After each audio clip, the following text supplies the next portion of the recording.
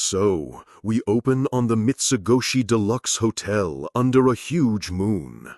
Inside, Epsilon is having a full-on meltdown, screaming, "Lord Shadow has returned!" Alpha, the chill leader, is just sipping tea like, "Calm down, dude." She says our boy always has a plan and has obviously returned after beating the main quest. Epsilon is still hyped, asking where he is. Then Beta walks in wearing a swimsuit? Lol. She says Shadow is back at the academy. Apparently, he has a side quest there and left them to do cleanup. Alpha just deadpans. "Beta, what are you wearing?" Beta's like, "It's a battlesuit," and explains some researcher wanted to see it. Alpha just goes with it, saying the original owner must have been a spy. Peak comedy. We get a quick update that another girl, Zeta, is with our boy now. Alpha's a bit surprised, saying Zeta is good but never reports in. Total lone wolf. Then she asks about their other souvenir, and Beta says the specimen is stable. Cut to the bedroom where the girl they brought back finally wakes up. It's Akane, and she is super confused about where she is. This is definitely not the university she remembers. She sees a book with a weird language she can't read.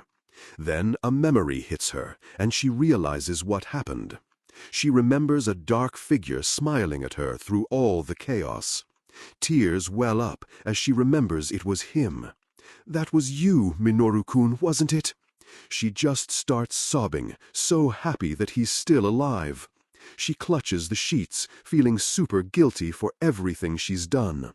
Then she makes a vow to atone for her sins until she can meet him again. Character development arc initiated. Meanwhile, back at the academy, our boy is playing his mob character again. His two goon friends are pissed he bailed on them during the break. They complain that he ditched their plans to work and hit on girls. Our guy calmly says he was out of the kingdom, which just makes them more mad. They ask where he went, and he's like, "What's wrong with Oriana?" And they drop a massive plot twist. Rose Oriana is now an evil tyrant queen. Our boy is totally shocked, like, "What? Rose? A tyrant?" He shouts, "Wasn't it the king?" making his friends jump. They tell him Rose apparently summoned a demon at her wedding and massacred everyone. Now she rules the kingdom with an iron fist, and they say she even killed her own dad. What? Our boy is pretending to be shocked, but inside he's losing his mind with excitement. He's like, "You weren't the Queen of Light, but the Queen of Darkness I always admired." This dude is so extra. He says out loud that he admires her style, and then his friends mention she's connected to Shadow Garden. The goons freak out, telling him to be quiet or he'll get disappeared. Apparently, 4 students who were investigating Shadow Garden have gone missing over the break. Spooky. They're trying to act tough, but one friend is clearly scared. Then they bring up the final exam, asking our boy if he's studied. His friends both confidently say they'll start getting serious tomorrow. Our boy agrees, but his internal monologue is just, "I completely forgot about the test." Later that night, Sid is sitting alone in his dorm room, totally stressing. He's been so busy being OP that he's completely unprepared for the test.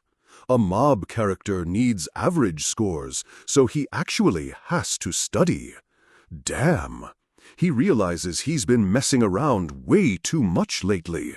He decides he has no choice but to use his ultimate mob technique, cheating. Suddenly, a mackerel just plops onto his book, confusing the hell out of him. A voice says, "You seem to be thinking about a difficult matter, milord." It's Zeta, the cat girl, crouching by his window with a huge sack of fish. Our boy's like, "Zeta, long time no see," and she just nods back. She proudly shows him the sack, which is overflowing with mackerel. She shoves the fish at him, and he just awkwardly agrees to grill them later. Then she starts sniffing his used clothes on the floor. So weird. Next, she's just lying on his bed, and our boy is like, "Please stop marking my bed." With a whoosh, she disappears and peeks out from underneath it. She's literally a cat. From under the bed, she gets serious and asks if he's worried about the cult. She gives him an actual intel report about the missing students and a sealed artifact. Our boy, thinking she's just playing along with his spy game, acts like he already knows. He drops some vague, edgy lines about a fifth victim and eternal darkness. Eternal darkness, or an awakening from eternity. Zita is completely blown away, thinking he knows everything. LOL. She swears to uncover the cult's true purpose for him, and then just vanishes. Cut to his big sister Claire's room. She is pissed he ditched her. "I won't forgive him this time," she screams, furious that he broke another promise. She pulls out a literal collar and vows to drag him home for spring break. Suddenly, a sharp pain shoots through her, and she cries out. She drops the collar, clutching her bandaged hand, which is aching again. A glowing magic circle is visible under the bandage, and she wonders why it's acting up. She sits on her bed, calling out for the ghost lady. "Aurora, if you're here, answer me." She's been researching and found the same magic circle in books about the demon Diabolos. What is the connection between you, me, and Diabolos? She whispers. At first, there's only silence, and Claire looks totally dejected. She thought Aurora wasn't going to respond, just like last time. But then a faint voice whispers from the dark, and she perks up. The voice tries to say, "Run," and she whips around in shock. "Aurora!" As she turns, the window behind her starts to shatter like an illusion. The entire room fractures into a million pieces, suspended in a void. Trippy. A dude in a mask pops up behind her. Ambush!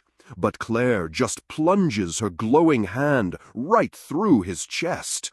As the guy starts to fall, she yells out in frustration. Before he even hits the floor, his head is snapped back violently. An unseen attacker obliterates his head into glassy shards.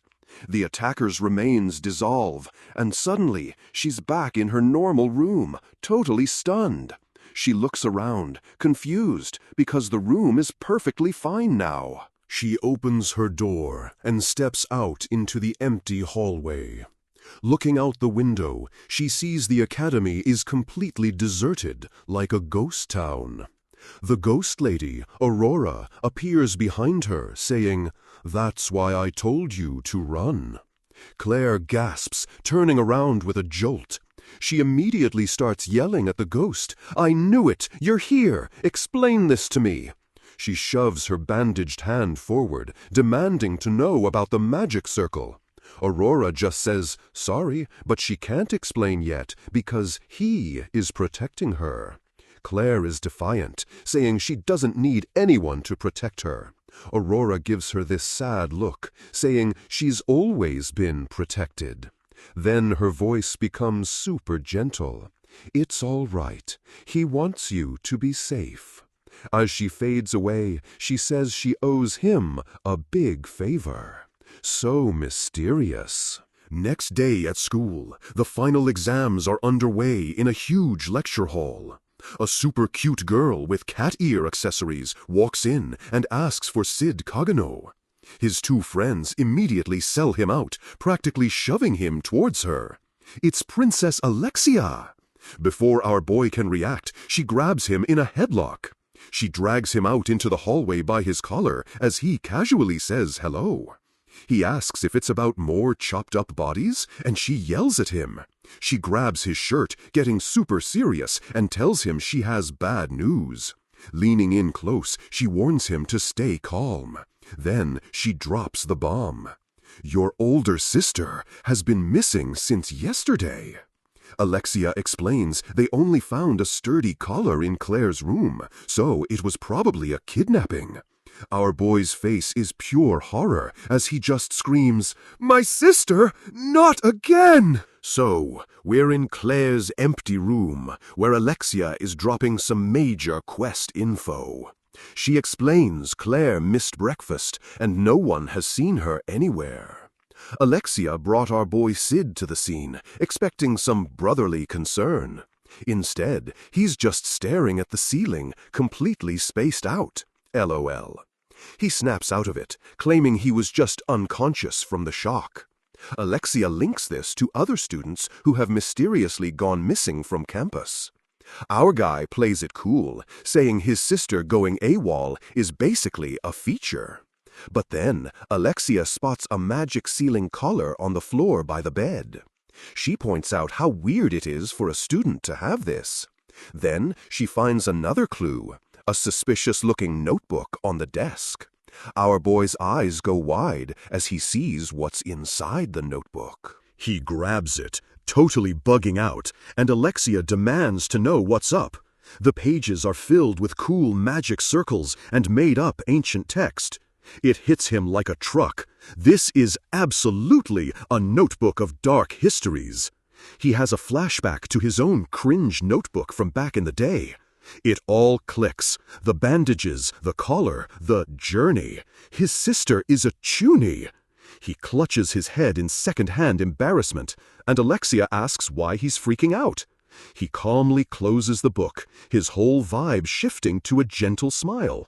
She'll come home when she's sick of it. I know, I'm the same. Then he just strolls out of the room, leaving Alexia totally speechless. She stands there alone, trying to process his weirdly profound parting words. Her expression turns sad as she thinks about her own sister, Iris. Later that night, our boy is chilling by a campfire behind the dorm. He's grilling some fish Zeta gave him, trying to forget his sister's cringe phase.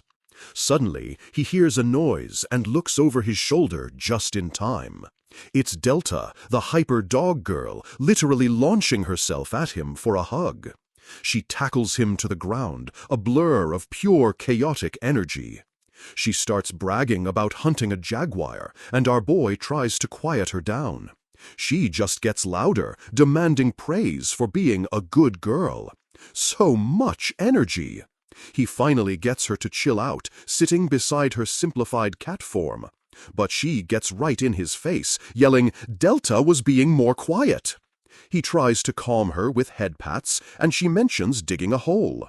Then she pulls out a shiny red gem that she was holding in her mouth. Our boy deadpans. "Why did you put it in your mouth?" Amazing. He carefully takes the saliva-covered gem from her mouth as she giggles happily.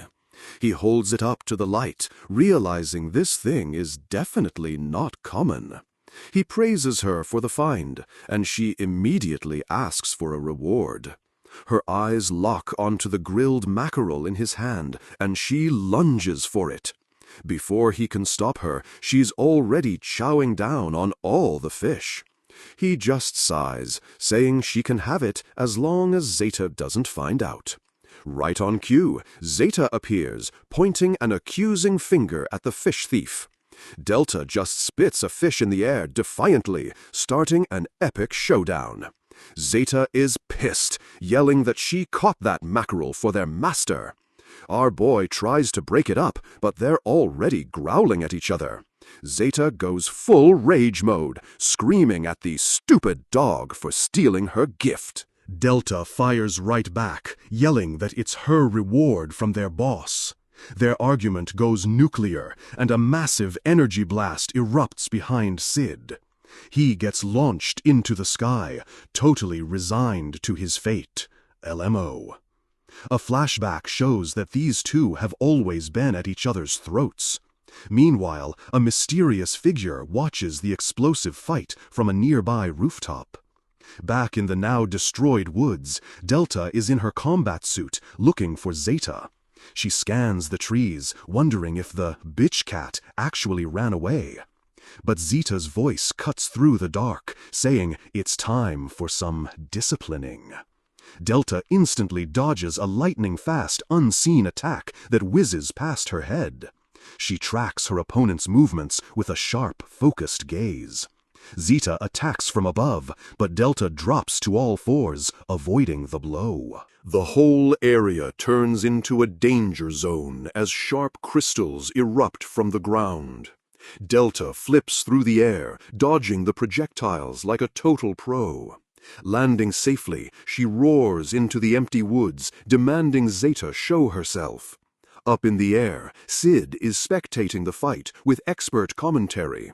He recognizes Zeta's moves as techniques from the Blood Queen, Lore Drop. He thinks about how Zeta is a genius, but has a major weakness. Even with all her talent, Zeta has one critical flaw in her build. She gets bored easily and never bothers to fully master any of her skills. Delta finds a fluffy white tail on the ground and immediately recognizes it. Enraged, she unleashes a massive swing, yelling, "Delta can see you!" Zeta materializes right behind her, admitting she should have practiced more. Then she gets serious, saying she's finally going to go all out. She unleashes her special move, Finisher, 1,000 Blades, which converges on Delta. Delta grits her teeth, tanking the insane barrage of attacks without backing down. She winces in pain, but still holds her ground against the onslaught. Sid watches from above, impressed by Zeta's power, but waiting for Delta's counter. Suddenly, Delta just roars, completely overpowering the attack and shocking Zeta. The tables turn instantly, with a defeated Zeta on the ground clutching her ears. Delta grins, bloodied but victorious, saying she'll get serious too now. Zeta looks up from the ground, her eyes wide with actual fear. Dark energy gathers around Delta's hand, forming into a massive weapon. She lunges forward, swinging a ridiculously huge slab of iron as a sword. With a wild look in her eyes, she finishes her threat. And kill you. Zeta is sent flying by the sheer force of the blow. Get wrecked. She lands in a clearing where all the trees have been sheared in half.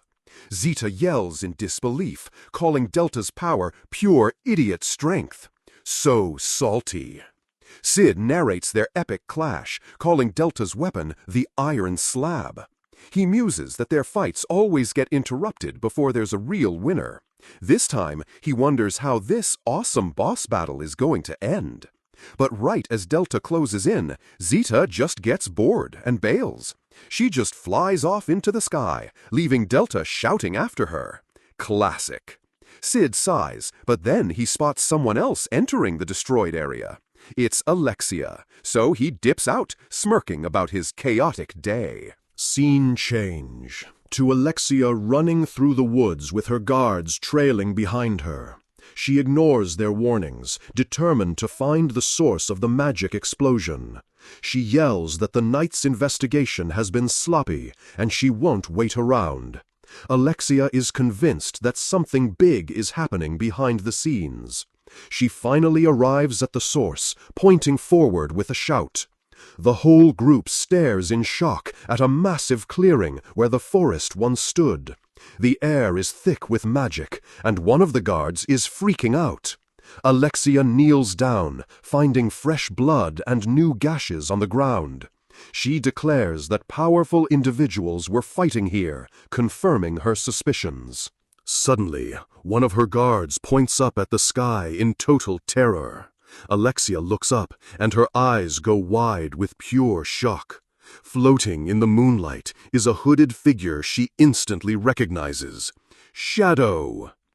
He surveys the destruction below, speaking in a detached, edgy tone. Human lives gone.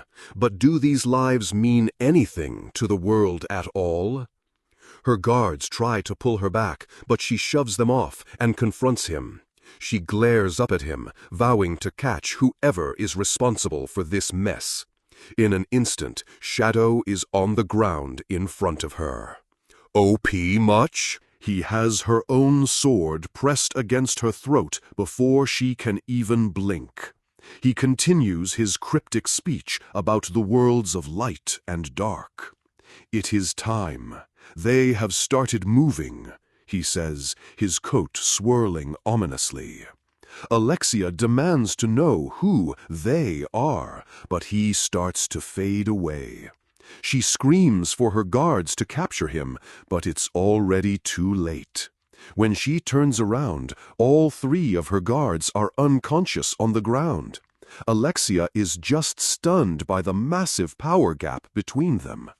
Total skill issue. Standing alone, she reflects that despite his power, she felt a sadness about him. We open in the swanky Midgar Academy cafeteria.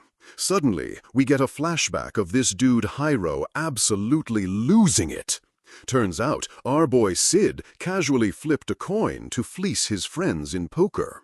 Back in the present, they're yelling at him, but he just wants lunch. Chad move. They're looking at some fancy Mitsugoshi brand cards that their senpai gave them. Sid tries to remember who Nina senpai is, since she's his sister's friend. A voice calls out, asking if he already forgot about her. Awkward. It's Nina, a super energetic upperclassman with a high ponytail. Hyro and Jaga immediately start simping, making some weird comments about her being small and big. She offers to buy Sid lunch since his sister is still missing. And in Claire's place, it's on me, she declares, totally shutting down the other 2 clowns. We cut to a table loaded with some seriously gourmet-looking food. Nina says she's relieved to see that our boy seems to be doing okay. She admits she was worried he'd be depressed about Claire being gone. But Nina laughs, saying Claire is talented enough to handle herself out there. Then her vibe gets serious, warning him that things have been getting dangerous. She mentions a huge magic power surge was detected behind the boys' dorm last night. The whole backyard was apparently obliterated. Our boy just smirks, thinking it was just a cat and dog fight. His broke friends chime in, claiming the motive must be because of Chads like them. Nina offers them the leftovers, which they are way too excited about. Sid is just enjoying his 100,000 zenny meal, thinking about how good the carpaccio is.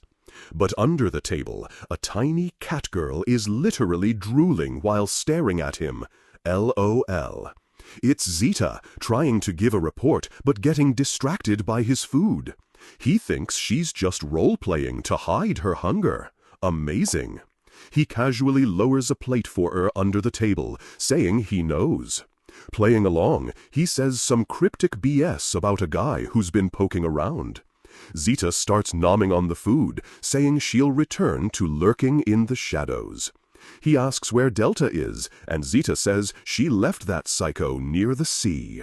Meanwhile, in some other dimension, our boy's sister Claire is running around yelling for someone named Aurora.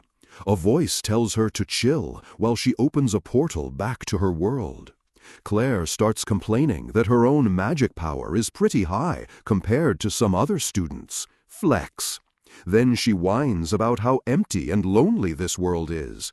Suddenly, she looks up in shock as the world around her gets all dark and weird. A look of pure terror crosses her face as she just completely freaks out. A ghostly figure with empty eyes lunges right at her. Yikes! A whole horde of these zombie-like spirits starts wobbling towards her. Aurora tells her to put these cursed heroes out of their misery, but Claire yells she doesn't even have a sword. She's totally vulnerable right now, trembling with a bandaged fist clenched tight. Then she just shouts and decks a ghost in the face. I can't do anything but punch! The ghost dissolves, and Aurora and Claire just stand there in stunned silence. Claire then goes on a rampage, punching out every ghost in sight. pure musclehead build. Aurora warns that the seal is weakening, but Claire is too busy brawling to care. A new hooded figure with a sword appears, and Claire lunges right at them. But this guy is different and smacks her back hard. Oof! She coughs, realizing this attack had actual weight behind it. This dude is alive, just like her. Plot twist! She points at him, yelling that she'll just punch him like all the others. Aurora pops up behind her, offering to lend her some power. Buff activated! The hooded figure rushes in for the kill. Claire calmly holds up a hand, a magic circle glowing in front of it. She unleashes a blast of energy that the figure barely blocks with his sword. The dude gets pushed back, totally surprised by her power-up. Then a weird blood tentacle wraps around Claire's arm, shocking her. The hooded figure is also surprised, recognizing that she didn't have that power before. Claire glares, realizing she's seen this guy before at the Knight's trial. The dude pulls back his hood, revealing himself as a captain from the Knight's Order. But then he's all, that's just a fake name. He's a named child called Dark Smile Jean. Claire and Aurora both immediately think, what a lame name. So cringe. Jean dismisses her questions, saying they need to confirm their suspicions about her. He gets a seriously creepy look, declaring he'll capture her alive. Aurora yells a warning that he's using a move called Dark Smile. Seriously? But suddenly, a bunch of dark tentacles just pop up around a very confused Claire. Aurora casually says she's out of MP and starts laughing at how darkly the dude is smiling. Claire is just done with both of them as the guy rushes in. She braces for impact, raising her fist to defend herself. But out of nowhere, another cat-eared girl blocks the strike, shattering the ground. Savior! She's got this super serious, determined look on her face. She clashes swords with Jean, who is completely thrown off by this new challenger. "You're?" he grunts, struggling against her insane strength. "Get wrecked." She just overpowers him, forcing him on the defensive. Claire asks if the new girl is on her side, but she just seems annoyed. Aurora warns Claire to get away from her because her magic is off the charts. The catgirl introduces herself as Zita and grabs Claire, saying she won't let the cult take her. Then Zita just says, "See you," and yeets Claire straight through a solid wall. Claire goes flying, yelling back about how nuts everyone is. Jean glares at Zita, realizing she must be a Shadow Garden executive. Zita asks if he saw Claire's hidden power, and he just scoffs. "So you did?" Zita says ominously, her expression turning dead serious. "I might have let you get away if you hadn't," she states. "You done goofed, my dude." Jean starts trembling, completely crushed by her raw power. Total skill issue. He drops his sword and literally starts melting as dark goo erupts from his body. Zita just watches with these intense, wide eyes as it happens.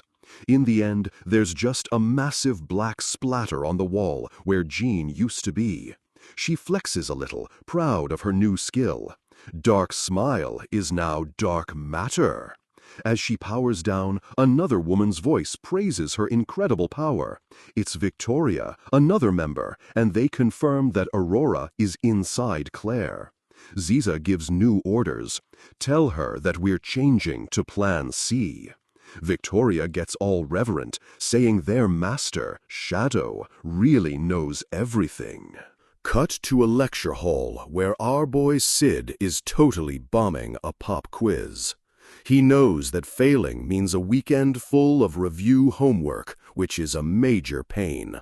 He's been acing his role as a mob character by barely passing, but this time he knows nothing. To make it worse, the guy he usually copies off of is absent today. F. He notices the dude next to him is basically inputting a cheat code with his body. And the other guy has a massive cheat sheet literally falling out of his sleeve. LOL. Sid decides his only hope is the honor student sitting diagonally in front of him. Her name is Christina, and she's a top 5 student. But there's a problem. From his angle, her posture is blocking most of the answers. R.I.P. He thinks about trying to erase his presence to get closer, but it's too risky. He could also move faster than anyone could see, but that would blow his cover. So he comes up with a new plan. Move just fast enough that he's invisible, but slow enough not to create wind. This will require some next-level magic control. He wonders if he can pull it off. Suddenly, a proctor yells, and Sid flinches, thinking he's been caught. But nope, the proctor just grabs Hyro for cheating off Christina. Busted!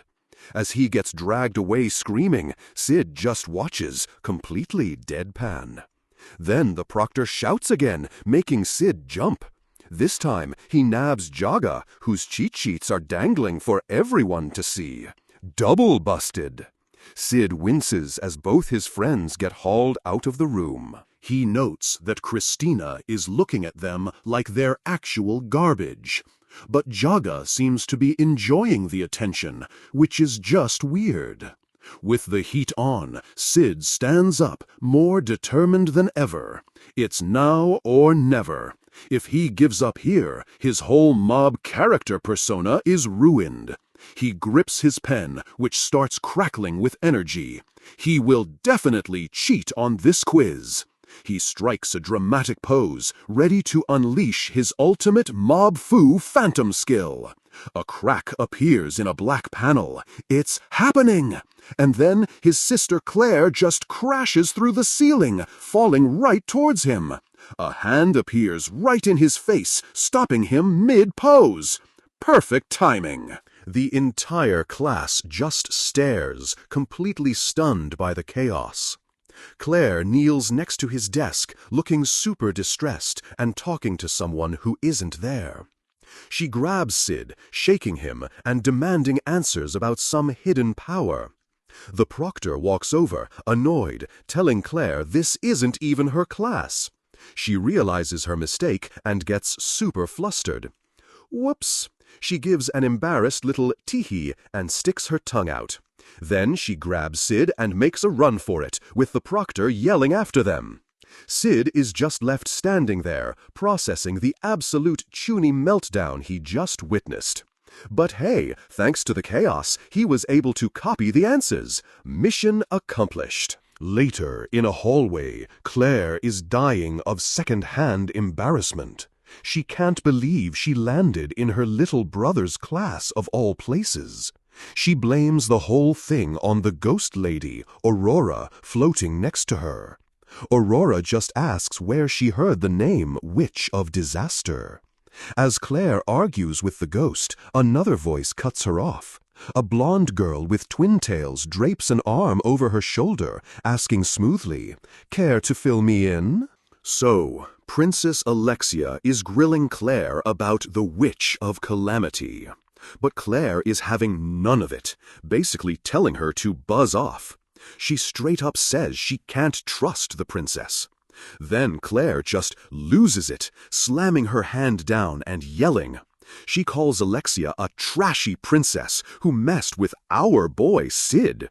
"I won't give Sid to some princess," she declares. Alexia gets super pissed off about being called names.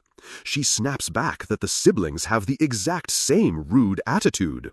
This makes Claire smug, asking if it's their cute eyes or luscious hair. Fed up, Alexia slams Claire's own notebook on the table. Busted. She points out that Claire has been investigating the Diabolos cult. Alexia promises not to spread rumors, and Claire admits no one would believe her anyway. There's no way anyone would buy the truth, she thinks. Then she reveals a glowing mark on her hand, saying Aurora is literally right there. Alexia is completely floored by this reveal. Huh? After some tea, Alexia totally gets the gist of the situation. A magic circle on the hand is pretty solid proof, after all. Claire says Aurora was going to move something as proof. Then the chandelier crashes. LOL. Alexia recalls seeing Aurora back at Lindblom with some clown who was a cult exec. That's why she figured there was a connection between them. She realizes the dimension Claire was in might be another sacred ground. And that means a secret about the demon Diabolos is hidden inside the academy. Alexia decides to investigate, but Claire warns her not to trust the knights. Turns out the dark smile dude who attacked her was a knight captain. Alexia already knows, reflecting on how her sister and friends have all left her. So she holds out a hand, proposing they work together. She asks Claire to team up and start investigating this mess. "It's kind of lonely to go alone, right?" she says with a warm smile. Claire seems genuinely moved by this for a second. She takes Alexia's hand, agreeing that the princess did believe her. Then she tightens her grip, crushing Alexia's hand while grinning. Psycho mode activated. Her real plan is to monitor the bug flying around Sid. Their first move is to check the Academy's restricted history books. Claire says she has a plan to get access to them. Cut to the Midgar Academy girls' dorm later that night. They knock on Nina's door, and she opens it in some fancy lingerie. Claire tries to apologize, but Nina just yells at her for making everyone worry. She heard Claire was found after falling into her little brother's classroom. Then she starts spouting some bonkers rumors she heard about a dragon. Nina strikes a pose, and Alexia just laughs at the whole situation. Inside, Nina flexes her high-quality Mitsukoshi brand underwear. Nice. The girls have a moment, teasing each other about who they'd show it to. Then Claire gets serious, saying they need to research the academy. She remembered Sid saying Nina-senpai got him a restricted book about poker once. So Claire begs Nina to tell them how she did it. But Nina just looks at her seriously and says she can't. She then gets this super sly look and says she doesn't remember any of that. Claire is stunned, wondering if our boy, Sid, was lying to her. Nina gives a plausible excuse, saying a normal student couldn't possibly sneak in. Claire immediately snaps, grabbing Nina and shaking her, refusing to believe it. But then she remembers all the times Sid has been a total flake. She starts trembling, crushed by this betrayal. Here come the waterworks. But her despair quickly turns into a crazed, vengeful smile. Yikes. She declares she's going to find Sid and storms out of the room. After they leave, Nina adjusts her bra strap with a knowing smirk. Her reflection in the window has glowing eyes and a sinister grin. Total villain reveal. Meanwhile, somewhere super high up at the academy, our boy Sid is chilling. He's on a rooftop, grinning about how cool he looks in the moonlight. He's admiring a gem Delta found, planning to sell it for some sweet merch. He's super hyped about getting enough cash for the Eminence of Shadow set. But then he senses someone else is up there with him. A dude in a black robe appears, muttering about how the moonlight is perfect for work. He's annoyed that his progress is behind schedule, blaming some kind of interference. The robed guy checks a map, and Sid thinks he's another chuny. But he's impressed with the dude's vibe and his sense of style. That robe is made of some seriously high-end material.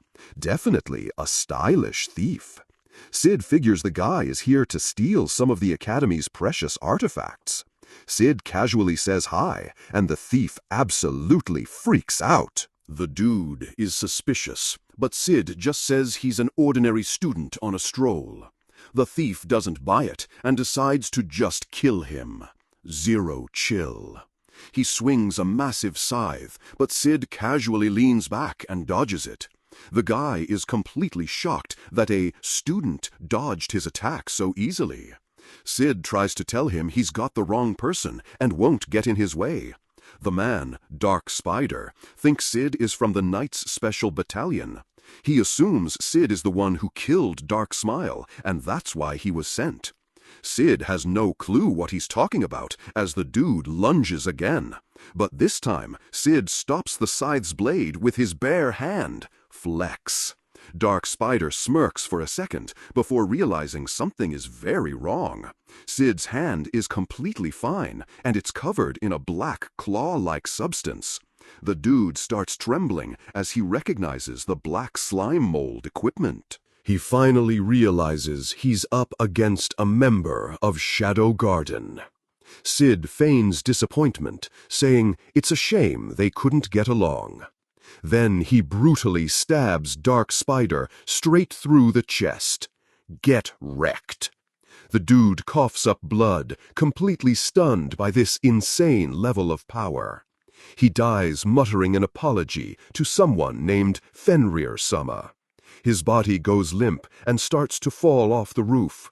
Sid desperately lunges to grab the dude's stylish robe before he falls. He's literally yelling after the corpse, "Mr. Stylish Thief!" The body hits the ground below with a splat. Sid looks down and calmly notes that he got impaled. Whoops. But hey, at least he managed to snag the cool robe. Mission accomplished. For a second, he thinks he saw some white fog, but just shrugs it off. Cut to a secret lab where a hooded figure is watching people floating in tubes. This guy, Cyryu, is complaining about low sync rates and not having enough possessed. He's mad that the procurement battalion isn't getting him more test subjects. He's worried they won't have enough bodies for the plan, but gets interrupted. A dude in armor named Fenrir shows up and asks how the magic absorption is going. Cyryu reports that Dark Smile was killed, probably by the Shadow Garden executive Zeta. Fenrir muses that he thought Zeta was bad at combat. Cyryu gets a confident smirk, not worried at all about this setback. He proudly announces he sent Dark Spider, one of their best named children. But Fenrir just calmly interrupts him mid-sentence to say Dark Spider is dead. Cyryu's confidence just completely shatters. Ho-ho.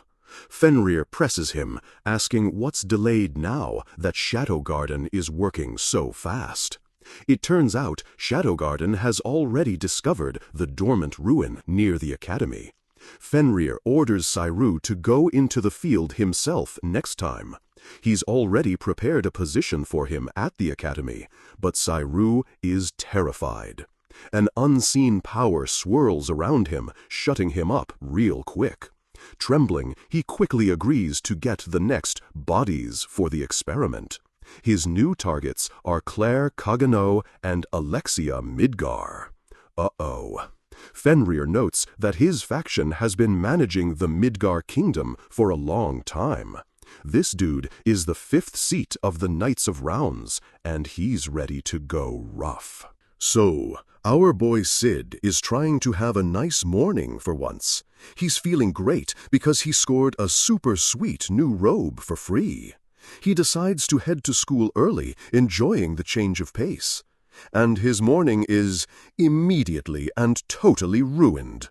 Princess Alexia shows up, smugly calling him her pooch first thing in the morning. Sid is so not happy about this, you can literally see it on his face.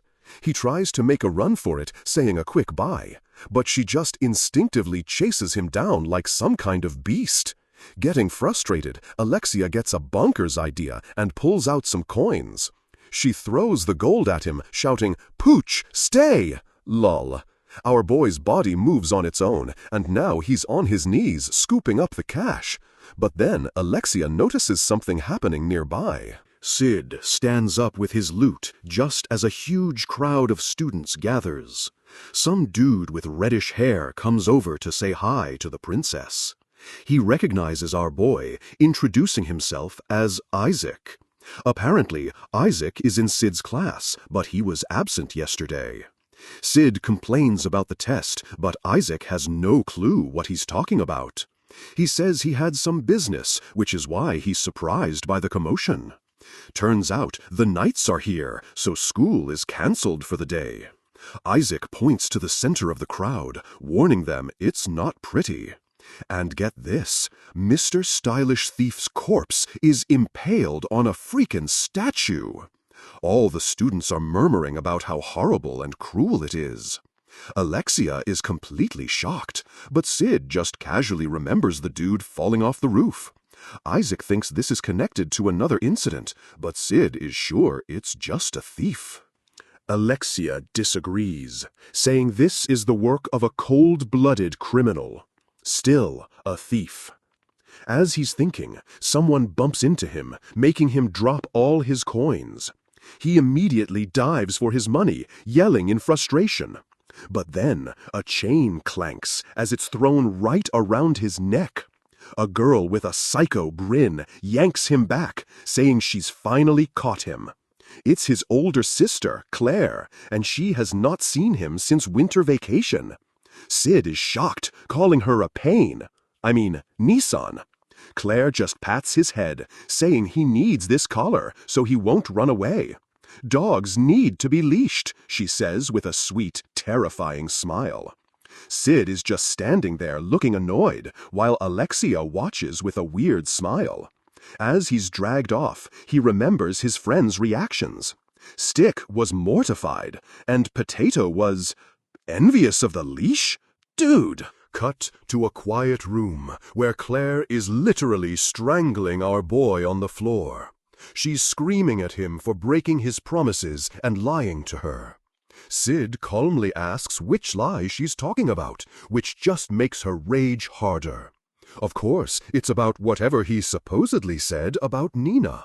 He has no idea what's going on, thinking his sister can somehow read his mind. He realizes his stoic act isn't working, 'cause she thinks he's not even suffering. So he switches tactics and starts fake crying, calling her his beautiful Une-chan. She completely freezes, totally stunned by his act. Her anger just melts away, and she starts fawning over his pure, shining eyes. She gets this soft, possessive look, saying he'll always be her Sid. This gives her some new resolve, and she clenches her fist with determination. She leans over him, explaining that a huge evil is coming to the academy. She says it's dangerous, but she's doing it all to protect him. Then the waterworks start, and she says she might not come back from this quest. Your sister will do her best, she says with a tearful, brave smile. Our boy is just silent, so she starts getting dramatic again, yelling that he can't ask questions. He's just thinking, this is bad. Her illness has worsened. He figures he has to play along with her whole save the world cliché. So he says he gets it and that she'll be okay because she's awesome. This makes her sob even harder, saying he's such a good little brother. She pulls him into a crushing hug, crying that she'll definitely come back. Later, our boy is chilling on a rooftop somewhere super high up at Midgar Academy. He's sighing about his day and how his sister and Alexia are ganging up on him. He watches some knights walk by below, listening to their investigation chatter. The tense atmosphere is actually getting him super excited for what's coming next. He starts scheming about how he can hype up the recent incidents even more. But first, he pulls out that sweet gem Delta found to admire it. Suddenly, a random warp vortex just erupts right around him. It turns into a thick mist, completely messing with his vision. A second later, he's crouching alone in a vast, empty white void. He stands up, realizing he's not at the academy anymore. Total pocket dimension. He's seen this kind of thing before, back at the Holy Ground. Then he hears a girl's voice ask who he is from behind him. It's a small girl in a white dress, floating there and asking why he's here. Sid immediately recognizes her, thinking she looks familiar. It's a kid version of Aurora from the Holy Ground. No doubt about it. He tries to be cool, saying he just got here, but she totally freaks out. He tells her not to be scared, but she's still trembling. The poor girl is completely terrified, stuttering that she doesn't know anything. She clutches her head and starts screaming for it to stop. Then, dark energy just starts swirling around her as she screams. It explodes out of her in a massive, chaotic power surge. The blast is so intense, our boy has to shield his face from the fallout. He's caught off guard by the sheer amount of magic power she's unleashing. But he quickly analyzes it, realizing he can just redirect its flow. Aurora is still screaming for him to stay away, thinking she's about to lose control. Sid just walks up and grabs her wrist, telling her to calm down. He uses the same technique he used to cure the possessed to control her magic. A moment later, she's unconscious in his arms, surrounded by crackling energy. A tear rolls down her cheek as she lies there, still in pain. When she wakes up, he gives her some surprisingly good advice about forgetting bad memories. He asks if she's calmed down, and she just gives a small nod. But she's still sad, saying everyone is fated to disappear. She asks if he'll die too, and he says, "No, I won't. I'm thinking of living for around 300 years. She calls him a liar, so he ups it to 600 years. Legend. She then points at the gem he's holding and asks him to give it to her.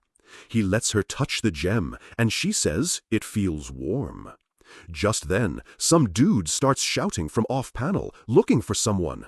Aurora panics and tries to run, but Sid stops her. He gently puts the gem in her hair, telling her to take it. And just like that, the scene changes, and the gem clatters onto a rooftop at night. Our boy is back at the academy, standing under the moonlight. He's a little confused about what just happened, and wonders if Aurora is nearby. He looks down from the roof and spots two girls walking across the courtyard below. It's his sister and Alexia, and he wonders what those two are up to now. Cut to the academy library, where a bookshelf slides open to reveal a secret passage. Inside is a massive, secret library that has them both completely amazed. Alexia explains that the bookshelves are artifacts that can summon books on command. To prove it, she calls for a history book, and it flies right into her hand. She gives Claire a smug look, who is super impressed by the flex. But then they realize the book is written in an ancient language they can't read. Only a few scholars know it, so they're basically stuck. Plot blocked. Alexia gets serious, saying they have to do that to translate it. She steels herself, explaining that a special incantation will do the trick. She strikes a pose, makes a heart with her hands, and chants, "Chichin Pui Pui." She even winks while asking the spirit of the tomes for help. Alexia holds her pose proudly, while Claire just stares, completely dead inside. As Alexia finishes, Claire is still just frozen in place, not moving a muscle. Then her expression finally breaks into pure, horrified shock. "That's gross," she says bluntly, her face full of disgust. Suddenly, a creepy laugh echoes through the library as a bright light appears. Alexia recognizes the voice, announcing that the spirit of the tomes is here. The spirit zips through the air, and Alexia calls out to it. They get serious, asking the spirit to tell them about the Academy's connection with the demon Diablos. So Alexia's super cringe behavior totally summons some creepy spirit.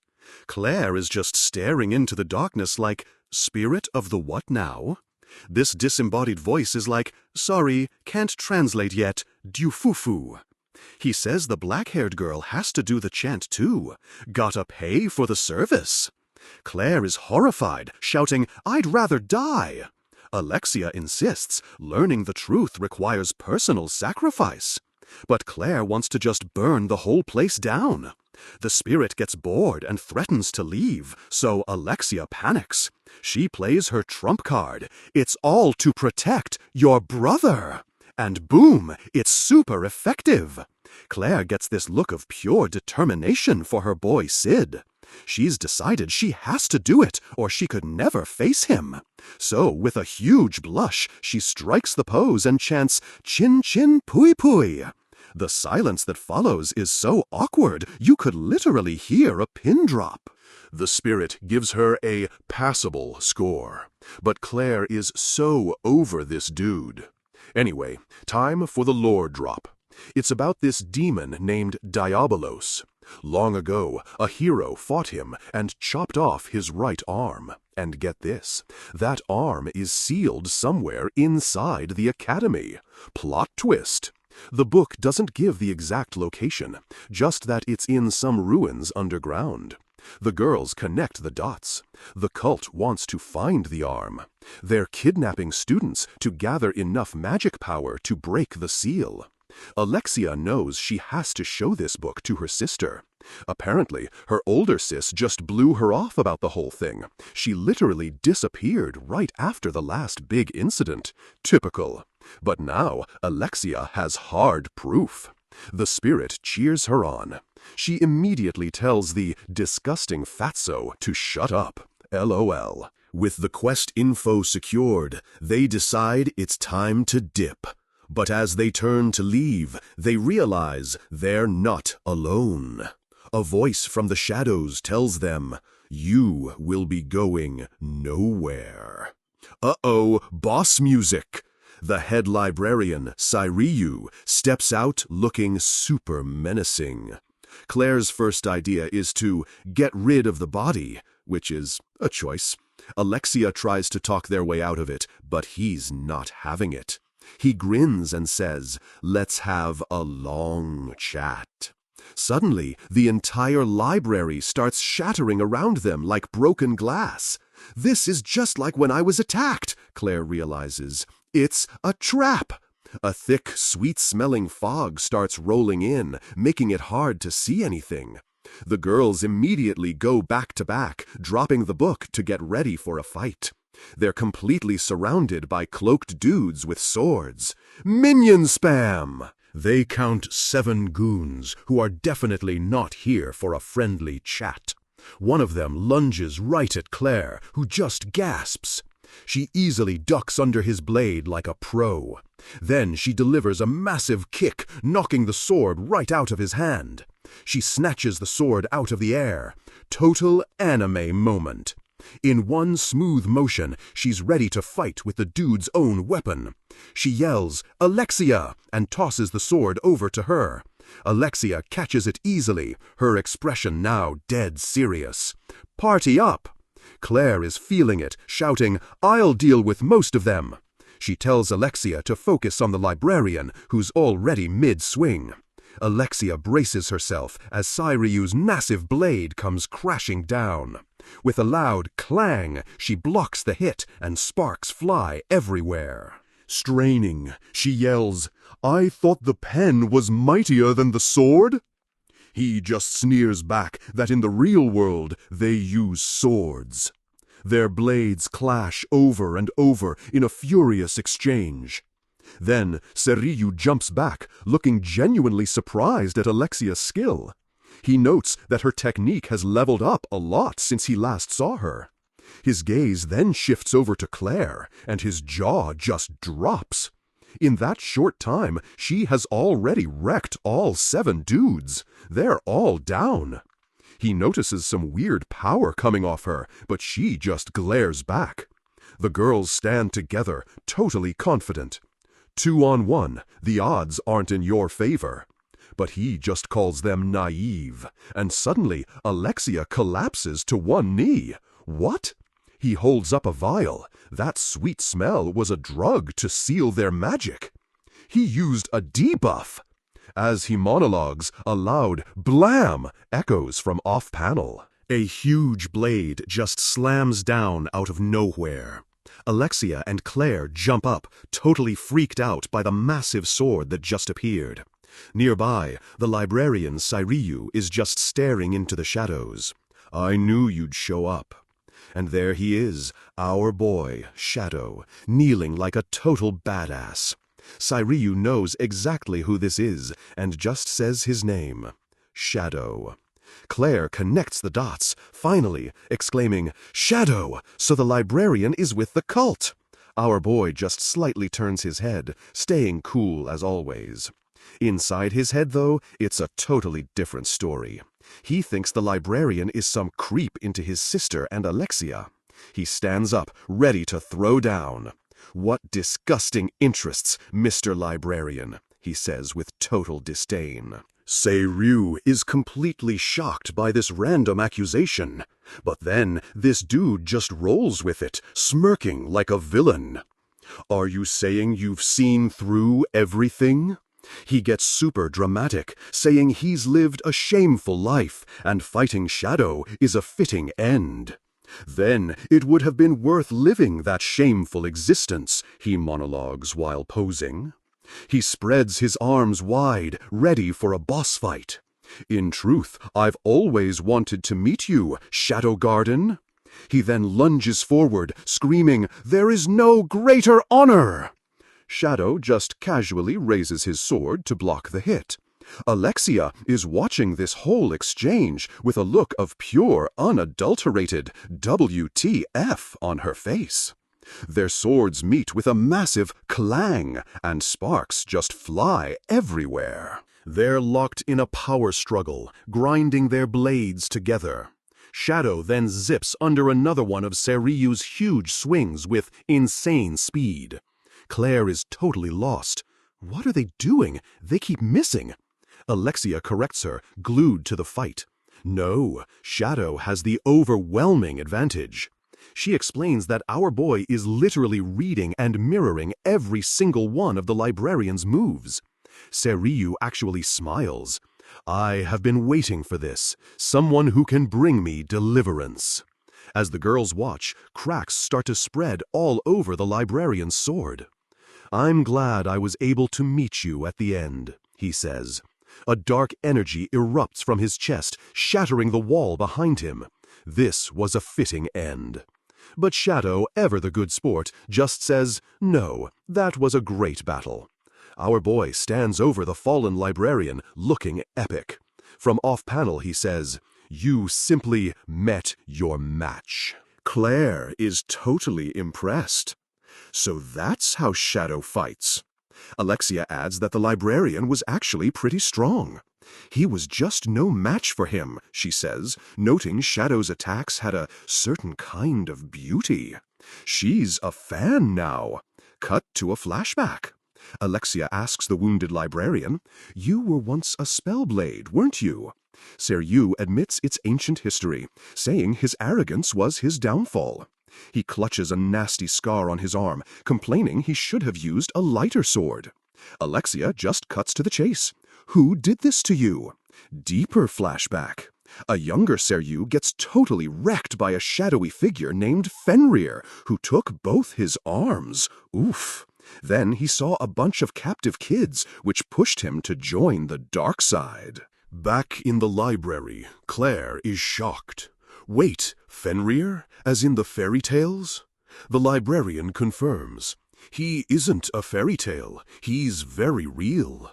He explains that thanks to a drug called drops of Diabolos, Fenrir is basically immortal.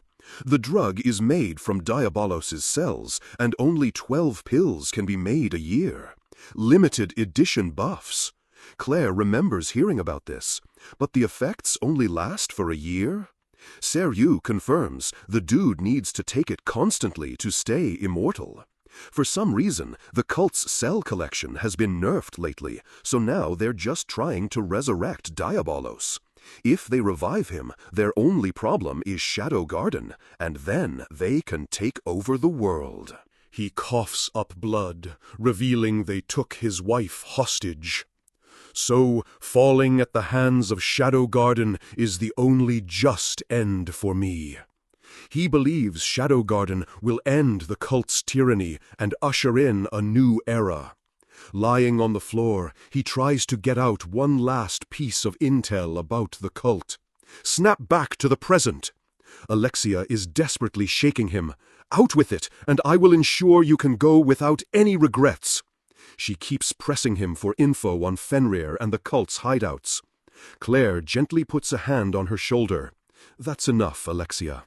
The librarian is already dead, his eyes totally vacant.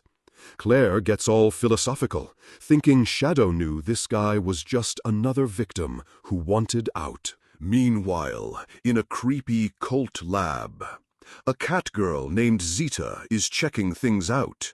Ita's artifact is indeed extraordinary, she notes, realizing what the cult is planning.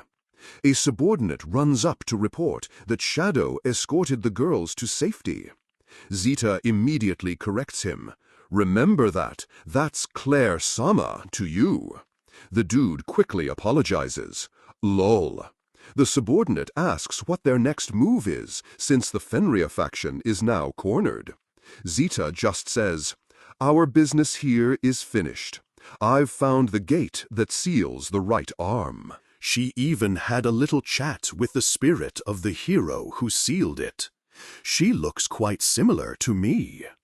They're standing in front of a massive, crackling stone archway. She's the one who sealed the right arm. Zeta decides it's time to dip. Her subordinate is confused. "You're not going to save the students, ma'am?" Zeta's response is ice cold, echoing the hero's spirit. "I've made my decision. Leave them." As she walks off, she looks back into the empty air. "Goodbye, hero. I must walk a different path from you." Uh-oh, edgy anti-hero arc incoming. The scene opens in Iris's office, and Alexia just slams her hand on the desk. She's totally fed up, yelling, "Why the hell won't you trust me?" Alexia is pissed, trying to convince her sister that the cult is obviously up to something. The history books spell it out. In the academy lies Diabolos's right arm. But Iris is having none of it, just sighing like she's so over this conversation. She gives Alexia this dead-eyed stare and drops the bomb. The Diabolos cult does not exist. When Alexia tries to argue, Iris just yeets a stack of papers at her. "See for yourself," she says, all smug. Alexia starts reading these totally bogus testimonies from people forced to cosplay as cult members by Shadow Garden. There's another one from some lady who was supposedly forced to write fake reports. Yeah, right. Alexia is like, this is nuts. But her sis claims they have even more evidence under investigation. Iris gets up and basically tells her the whole cult thing is a cover-up for Shadow Garden's crimes. She turns back with this super serious look, saying, "It's Shadow we're up against. Open your eyes, Alexia." Then she just taps the doorframe and dips, leaving Alexia all alone in the office. Alexia is fuming, clenching her fist and thinking, "No, you're the one who's blind, sis." Cut to the academy grounds, where Alexia is just wondering what the hell is even going on anymore. Meanwhile, in Sid's dorm room, his two broke friends are chilling on his sofa, sipping his drinks. They're gossiping about the librarian getting offed and some other dude getting skewered. Man, things are getting sketchy. Our boy Sid just closes his eyes, tuning out their nonsense while he thinks about what really went down. In his head, he's thinking about how the librarian was a creep, targeting his sister and Alexia. He remembers telling them he took the guy down. Then he recalls asking the girls what was going on with them. He snaps back to reality and asks his friends, "Why you always crashing my place?" They're just like, "We're bored and you've got the good coffee." One of them holds up a piece of super expensive chocolate, totally shocked. He's like, "No way you paid for this." His buddy Hiro gets this sly look on his face, acting all-knowing. I get it, he says to Sid. Then he gets all sparkly and dramatic. You're riding the debt train with me, aren't ya? Our boy is just annoyed. Ta-da! They whip out a flyer they found in his room for Mitsugoshi's revolving payment plan. Sid is actually shocked. Mitsugoshi has a revolving payment plan? Huh? His friends are laughing, thinking he's in the same boat, totally deep in debt. The flyer boasts you can borrow $1 million and only pay back $20K a month. What a steal! But Sid, our boy, does the math in his head and realizes the horrifying truth. The 2% monthly interest means you're just paying off the interest forever. The principal loan amount never goes down. He can't believe his organization cooked up this demonic, inescapable money pit from a hint he gave them. His 2 idiot friends are cheering, proudly showing off their new loans. Sid asks them when they plan on paying it off. They literally have no clue, just thinking they can pay $20K a month forever. Total financial geniuses. Sid just gives them this gentle, reassuring smile that says, "You poor, dumb bastards." So, of course, they play poker. His friends are feeling rich, but Sid is thinking, "I'm gonna wring you guys dry." Later that night, the poker game is over, and it went exactly as you'd expect. Hyoro is on the floor, crying his eyes out over losing all his borrowed money. Lol. But these 2 clowns just decide to go borrow more money from Mitsugoshi. Sid smirks, fanning the cash he won. My fat piggy banks. After they leave, he calmly tucks his winnings away in his jacket like a boss. Then he just slides open his window to greet a visitor who's been waiting outside. And ta-da! It's Zita, the cat girl. She presents him with a huge gift box. "Master, happy 16th birthday!" Our boy totally forgot it was his own birthday. She shoves the gift at him, telling him to open it. He looks inside and sees a single, fresh mackerel. Zita is super proud of her top-notch gift. Sid just closes the box and thanks her, admitting he completely forgot about his birthday.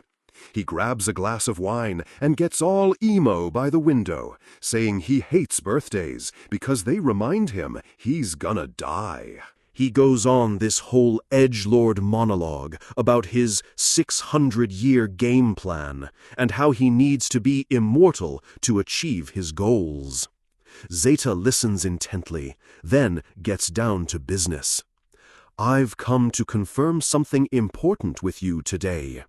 She looks him dead in the eye and asks, "Master, do you wish for eternal life?" Sid is just like, "Of course I do, duh." Zeta takes a moment to process his answer, letting it hang in the air for a second. Then a huge, relieved smile spreads across her face. "Good to know," she says. She sits down and starts her villain origin story, asking if he remembers saving her when she was possessed. Flashback time. We're in her home village, and the whole clan is freaking out about someone being possessed. They literally turn on their own clan leader, stabbing him in the back for hiding the possessed person. His daughter, a young Zeta named Lilim, runs forward screaming for her dad. Then some dude from a branch family steps up, declaring himself the new leader. What a power-hungry jerk! He says a priest from the church told them what was going on, which is always a good sign. This new leader says the priest will purify the possessed. Yeah, this isn't gonna end well. The priest, Patos, a clown in sunglasses, steps up and says he won't do them any harm. Lies. He turns to a crying Lilim and tells her to step forward for the good of the tribe. She's about to confess when her wounded dad shouts for her not to listen to this scoundrel. He yells that the whole demonic possession thing is a lie made up by the church. He says it's actually a blessing. But the new clan head just dismisses it as a phony story since they're descended from a hero. The villagers start murmuring, totally confused about who to believe, the church or their own chief. Patos just smirks, clearly enjoying the chaos he's created. What a creep. He declares the old chief is corrupted and needs to be put down. So epic, so dramatic. Lilim throws herself over her dad to protect him, begging them to take her instead. Her dad whispers to her to run east, to Midgar, where someone can supposedly heal her. He tells her she's strong and smart, his pride and joy, and that the blood of a hero flows in her. Then he goes full beast mode, transforming into a massive white creature to buy her time. "I'll always protect you," he roars. The villagers freak out, but the new chief just orders them to kill him anyway. Brutal. Lilim screams for her father as her mom grabs her and her little brother, telling her to run. Later, at dusk, they're running for their lives through the woods, totally out of breath. They stop at night, and her mom says they have to split up to avoid being tracked. She tells Lilim to take her brother and cross the river to lose their scent. Lilim is breaking down, crying that it's all her fault because she's possessed. Her mom grabs her, telling her she's brilliant and that they just want her to live. She gives her a tearful smile, promising that watching her grow up is all the happiness they need. The scene shifts to a shoreline, with her mom's voice echoing, "This isn't goodbye." Lilim is running and crying, her mother's final words ringing in her ears. "We'll meet again in Midgar." Of course, it was a trap. Petos corners her mom, holding her little brother hostage. He smirks, asking which one of them is the possessed one in a twisted little quiz. Then, as Lilim watches in horror from a distance, he just throws her mom and brother off a cliff. These two aren't your culprits. As the bodies fall, Lilim is completely broken. She just screams in absolute terror and grief. But Petos, this absolute psycho, is like, "It's not that sad," as more bodies tumble down a hill. He holds up her chained little brother, saying it's either her or the kid. Lilim shouts for him to stop. She crawls forward, confessing, "The possessed one is me," begging him to let her brother go.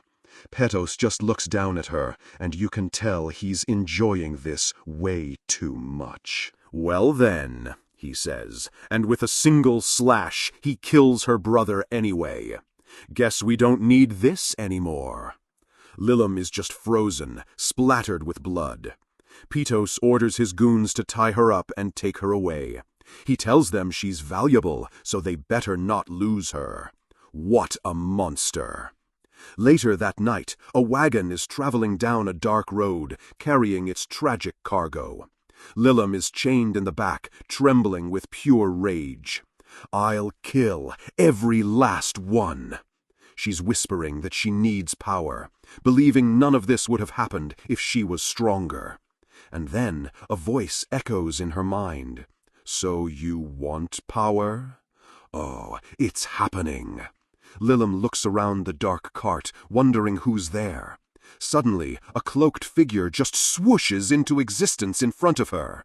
"The power is yours." She stares up at this badass figure, asking who he is. He takes a firm step and announces, "We are Shadow Garden. Hell yeah!" The figure, our boy Shadow, faces the drivers, declaring, "We lurk in the shadows and hunt the shadows." The driver is confused, but Shadow just laughs. He's in the middle of cooking up a new skill. A grin spreads across his face as he unleashes his power, shattering her chains. "I am atomic," sorta. And a massive pillar of light just obliterates everything. He lands gracefully as Lilim watches, completely awestruck. Beautiful. Shadow looks at the trench he just carved and is like, I'd say that's 60 points. What a flex." Then Alpha flutters down and immediately starts scolding him for blowing up all the evidence. Again. She tells him this is why he shouldn't go solo, but he's just like, my bad, my bad. He points out that he left the stuff in the carriage, aka Lilim, completely untouched. Smooth. Alpha approaches the trembling girl and gently tells her they're here to heal her. Lilim is shocked that her dad was right. Alpha introduces herself as the head of Shadow Garden. Then she gets serious, telling Lilim if she still has the will to fight, she wants her to join them. Alpha holds out a mask, offering her a new name. Take the name of Zeta, Shadow Garden's 6th seat. The young catgirl looks down at the mask, tears welling in her eyes as she accepts her new identity. Kneeling on the destroyed ground, she declares, Zeta! With newfound resolve. Awesome. The flashback ends. We're back in the present, on a city rooftop at night. Zeta is standing with 2 hooded subordinates. One of them, 559, asks if she's made her choice. Zeta confirms she spoke with her master, and he didn't deny wanting eternal life. The plan is a go. The other subordinate worries she'll be resented, but 559 is just giddy with excitement. She's literally fangirling over the idea of betraying Shadow Garden for Shadow's sake. This is nuts. Zeta declares that everything she does now is her own decision. Master and Alpha, they're too soft. She says their kindness has become shackles, and she needs eternal power to create a perfect world. Then she drops the real master plan. We will resurrect Diabolos and control this world with our own hands. Hearing this, 559 is in a state of pure ecstasy, dreaming of what happens after Shadow gets his eternal life. We see a flash of Shadow on a throne as she finishes her thought with total devotion. He shall become the god of this new realm. So this chick Zeta is checking out a battlefield, thinking the security here is total garbage. She's disguised, musing about how useless the guards were and how Shadow Garden failed. Meanwhile, in some stone ruins, a cult boss named Fenrir is staring at a sealed door. She's wondering if her lackey fended off an attack while pacing down the hall. Then, whoosh, she just swings her weapon like a total beast. But some clown named Petos stops her attack, all smug. Whoa, scary, he says. Fenrir is not impressed, calling him a dude who never fights fair. What a burn. He's all like, I'm just here to check on your progress with unsealing the big bad's arm. She basically tells him to get lost, calling him scum while standing among some creepy test tubes. Petos starts dropping lore about how the Witch of Calamity is waking up. Then he threatens her budget, saying if this plan fails, she gets no allowance. Drama. So Fenrir just slashes at him with her sword, sick of his BS. Petos blocks it, but now he's covered in blood. You talk big for a newcomer, she sneers. She's pissed, saying she's a veteran 5th seat and the cult is getting soft. Immortality has made you all complacent, she yells, absolutely fuming. She goes on a rant about how their top ranks have been getting wrecked by Shadow. Petos just calmly says he's delivering a message from another boss named Loki. Apparently, Loki is launching a master plan called Shadow Hunting Jaws. Sounds epic. He hands her a new artifact, saying it'll help gather magic power. Fenrir grabs the ring, looking completely unimpressed, like it's some low-tier loot. Then Petos asks, by the way, have you seen any golden beastmen around here? She plays dumb, so he just tells her to keep an eye out, and then pieces out. Alone, Fenrir puts 2 and 2 together. He's hunting the survivor of that tribe. She snaps her fingers, a nasty grin spreading across her face. Uh-oh. Looks like I'm allowed to do anything I want. She's going to unleash the arm, even if it nukes the whole country. Cut to the Oriana Kingdom at night. The city is totally wrecked but being rebuilt. On a balcony, Alpha is giving Rose Oriana a serious pep talk about her destroyed country. She asks her straight up, "Are you ready to become this kingdom's monarch?" Rose is having a major confidence crisis, worried that her own people totally hate her. Alpha says it won't be easy, but this is the only path to victory. Actually, she corrects herself, it's the best way to sever the cult. Alpha explains the cult's main power is spreading fake news through the church. Classic propaganda.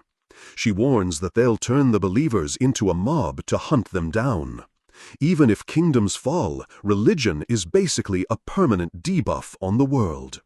Rose listens, looking super stressed, as Alpha says, "That's why we need your power." The alliance with Midgar is toast, and the church has branded Oriana as heretics. If they don't act, other countries will invade, and it's game over for Oriana. However, Alpha says with a sly look, that is also an opportunity. She lays out the master plan. Become queen and declare to the world that the real enemy is the Diabolus cult. Rose gets it immediately. This is a proxy war, with Oriana as Shadow Garden's main faction. She grabs Alpha's hand, still doubting herself. Am I capable of playing such a big role? She starts crying, thinking she's too weak to be a queen after disappointing her loved one. Alpha just reassures her. It'll be fine, thinking she's talking about her dad. She tells Rose that she's already proven her strength by enduring so much pain. Rose remembers some advice from our boy Sid, his words echoing in her head. He told her that knowing your weakness is what lets you level up. Inspired, Rose wipes away a tear, her resolve hardening. Let's go! No matter how much I am hated, she declares, I want to protect this country. She draws her sword with a flourish, shouting, I refuse to stay a weakling forever. And with one epic slash, she cuts off her super long hair. Transformation sequence initiated. Her hair is now short and badass, a few strands fluttering around her determined face. She holds her sword high, vowing, I won't waver again. Rose looks up, totally committed now. I will become a strong queen. Alpha smiles, promising that Shadow Garden will always have her back. Squad goals. Then two of her maids show up, and one is literally like, Aw, I liked your drills. Her buddy is way more supportive, cheering about her awesome debut. Hype squad assembled. Rose just smiles at them, and Alpha says they're sticking around to help her out. The two immediately start fussing over her new haircut, which is super cute. Then they start bickering over who's in charge, and Rose just laughs at their antics. She takes a quiet moment, smiling as she looks out over the city. Her thoughts drift to Sid, remembering how he saved her and vowing to get stronger. And someday I'll come to see you, she thinks, making a silent promise. Alpha just sighs, knowing things are about to get crazy busy again. Suddenly, there's a huge crash from above. This familiar noise, she mutters. And Gamma just bursts through a window, yelling, Sorry for interrupting you, Alpha-sama. She just floats down from the shattered window as everyone else looks up in shock. She lands gracefully behind Alpha, who doesn't even flinch. Total boss move. Gamma just stands there silently, because that's apparently a normal entrance for her. Later, in the castle courtyard, 4 of them are walking with some luggage. Alpha is like, You surprised me. And Gamma proudly says she's here to set up a new base. She claims her dramatic entrance was inspired by her master's teachings. Of course it was. Gamma starts to give a report, but gets distracted by a rustling in the bushes. Cut to a bedroom, where Ita is totally passed out under a giant fluffy blanket. Alpha and Gamma are just staring at the lump. She's fast asleep, Alpha notes. Gamma leans in, knowing exactly what to do in this situation. The secret technique. She whispers that Alpha is increasing the research budget and approved human experiments. Ita's eyes fly open. Who will be the guinea pig? Alpha immediately shoots that down. Now that she's awake, Gamma demands a report on the big incident. But Eta is still half asleep, muttering about how comfy her new duvet is. She finally reports that the laptop Beta brought back is fried beyond repair. R.I.P. Alpha remembers Beta was super sad about it, losing all her digital camera footage. Apparently, Beta started bawling, took her clothes off, and then ran away happy. What a roller coaster! For this, Alpha slashes Eta's research budget. Get wrecked. She asks for the next report. Back outside, Gamma reports that the Fenrir faction has been kidnapping Academy students.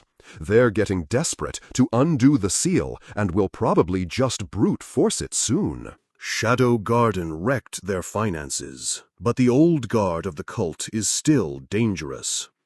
Alpha gets a worried look. What is Zeta doing? I haven't gotten any reports from her. Gamma suggests sending Delta as backup, which is a hilariously bad idea. Alpha decides against it, saying Zeta has always been a bit of a lone wolf. Flashback time. Alpha remembers the first day she met Zeta in the woods.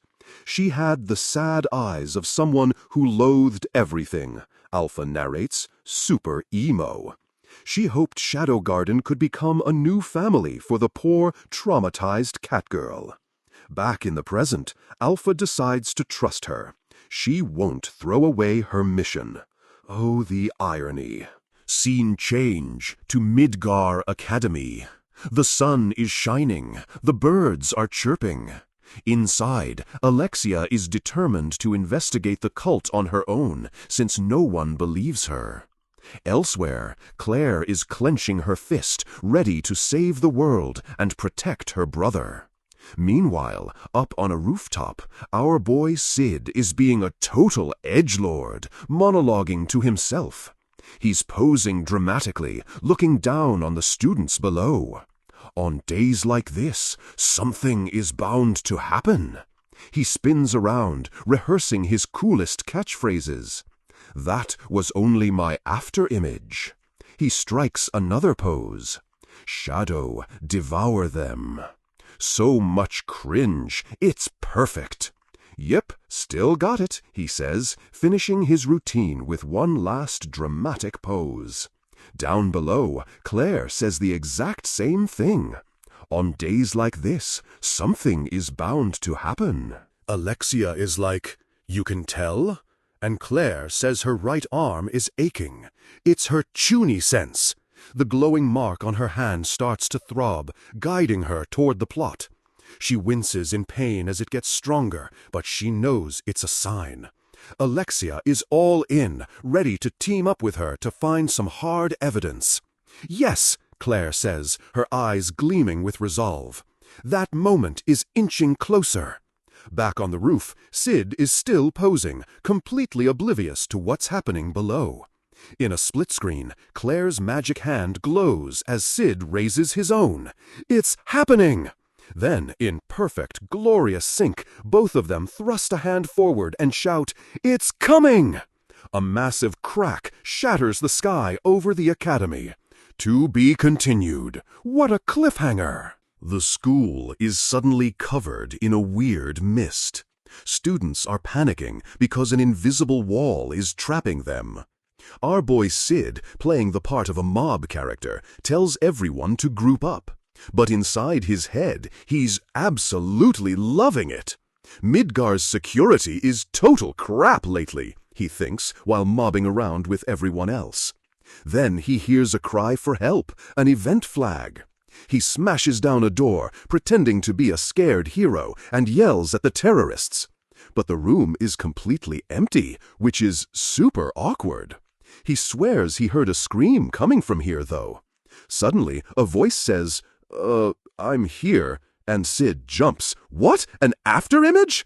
Oh, wait, it's just some classmate he forgot existed. This dude, Suzuki, is basically invisible and just happy to be noticed. Sid has to use magic just to hear what he's saying. Suzuki shows off a weird collar someone put on him. Sid, the genre-savvy pro, is like, yeah, you should probably take that off. But Suzuki thinks this might finally make him popular. What a clown. He even shows off how using magic makes it beep louder. He's lost in a daydream about being the center of attention. The collar starts beeping way faster and flashing like crazy. Then it just explodes. Sid is just like, told you, man, collars like that are always rigged to blow. He figures the terrorists put it on him, which is pretty obvious. You'd have to be a total idiot not to notice someone putting a collar on you. And then he realizes he has one too. Thanks, sis. Okay, time for some analysis. They got put on in the mist. It has a mana counter that drains your MP. So, once you hit 0, you go boom. This is a collar bomb event. Let's go. He could totally take it off, but that would be boring. Instead, he puts on Suzuki's glasses and decides to become a competent detective. There is always only one truth, he thinks, striking a perfectly cringe pose. Cut to the main hall, where students are freaking out. Another kid screams for help as his collar beeps like crazy. Then, boom! Another one bites the dust while Alexia yells at everyone to stay calm. She and Claire are busy fighting off some weird shadow monsters. Claire unleashes a massive slash, yelling, "Yah!" Then she tells some girl, Nina, to shut the door, pronto. They slam the heavy doors shut with a huge dwoom. Alexia wants to know what those things were, and Claire just says, "Ghosts." The academy is totally sealed off, and they can't call for help. Claire immediately panics, asking if anyone saw her brother Sid. Nina says he probably went home, and Claire is so relieved.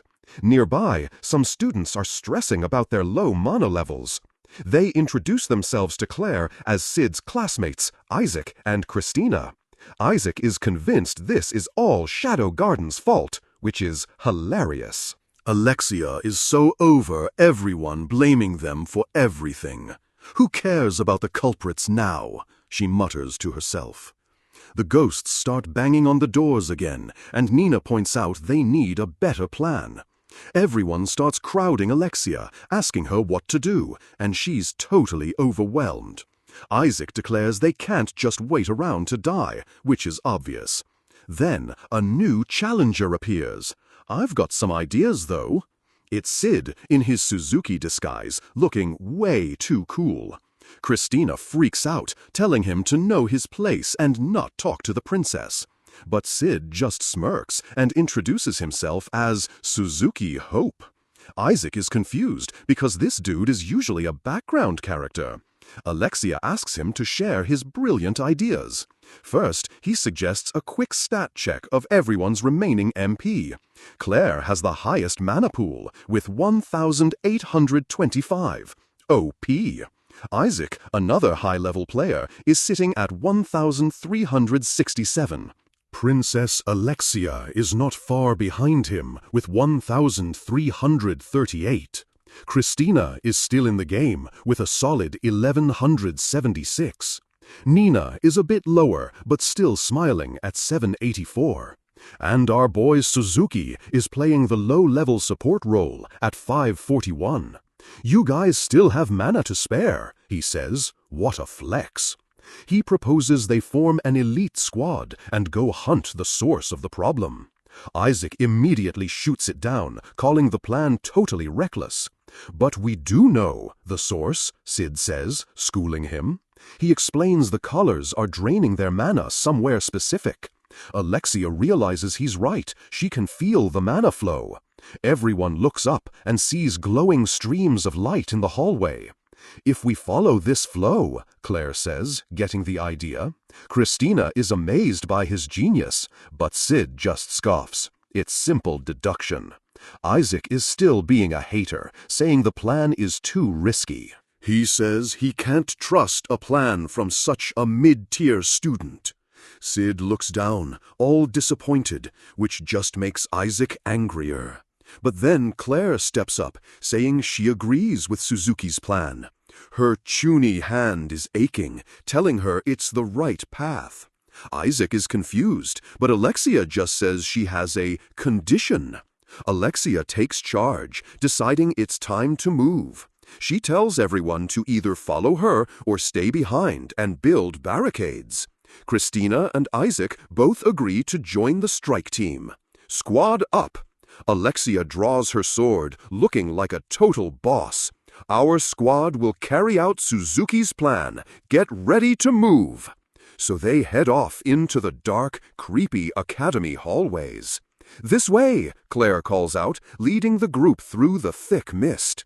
Nina hypes her up for being such a great leader, making Claire blush. Claire worries about Nina's mana since she's so low.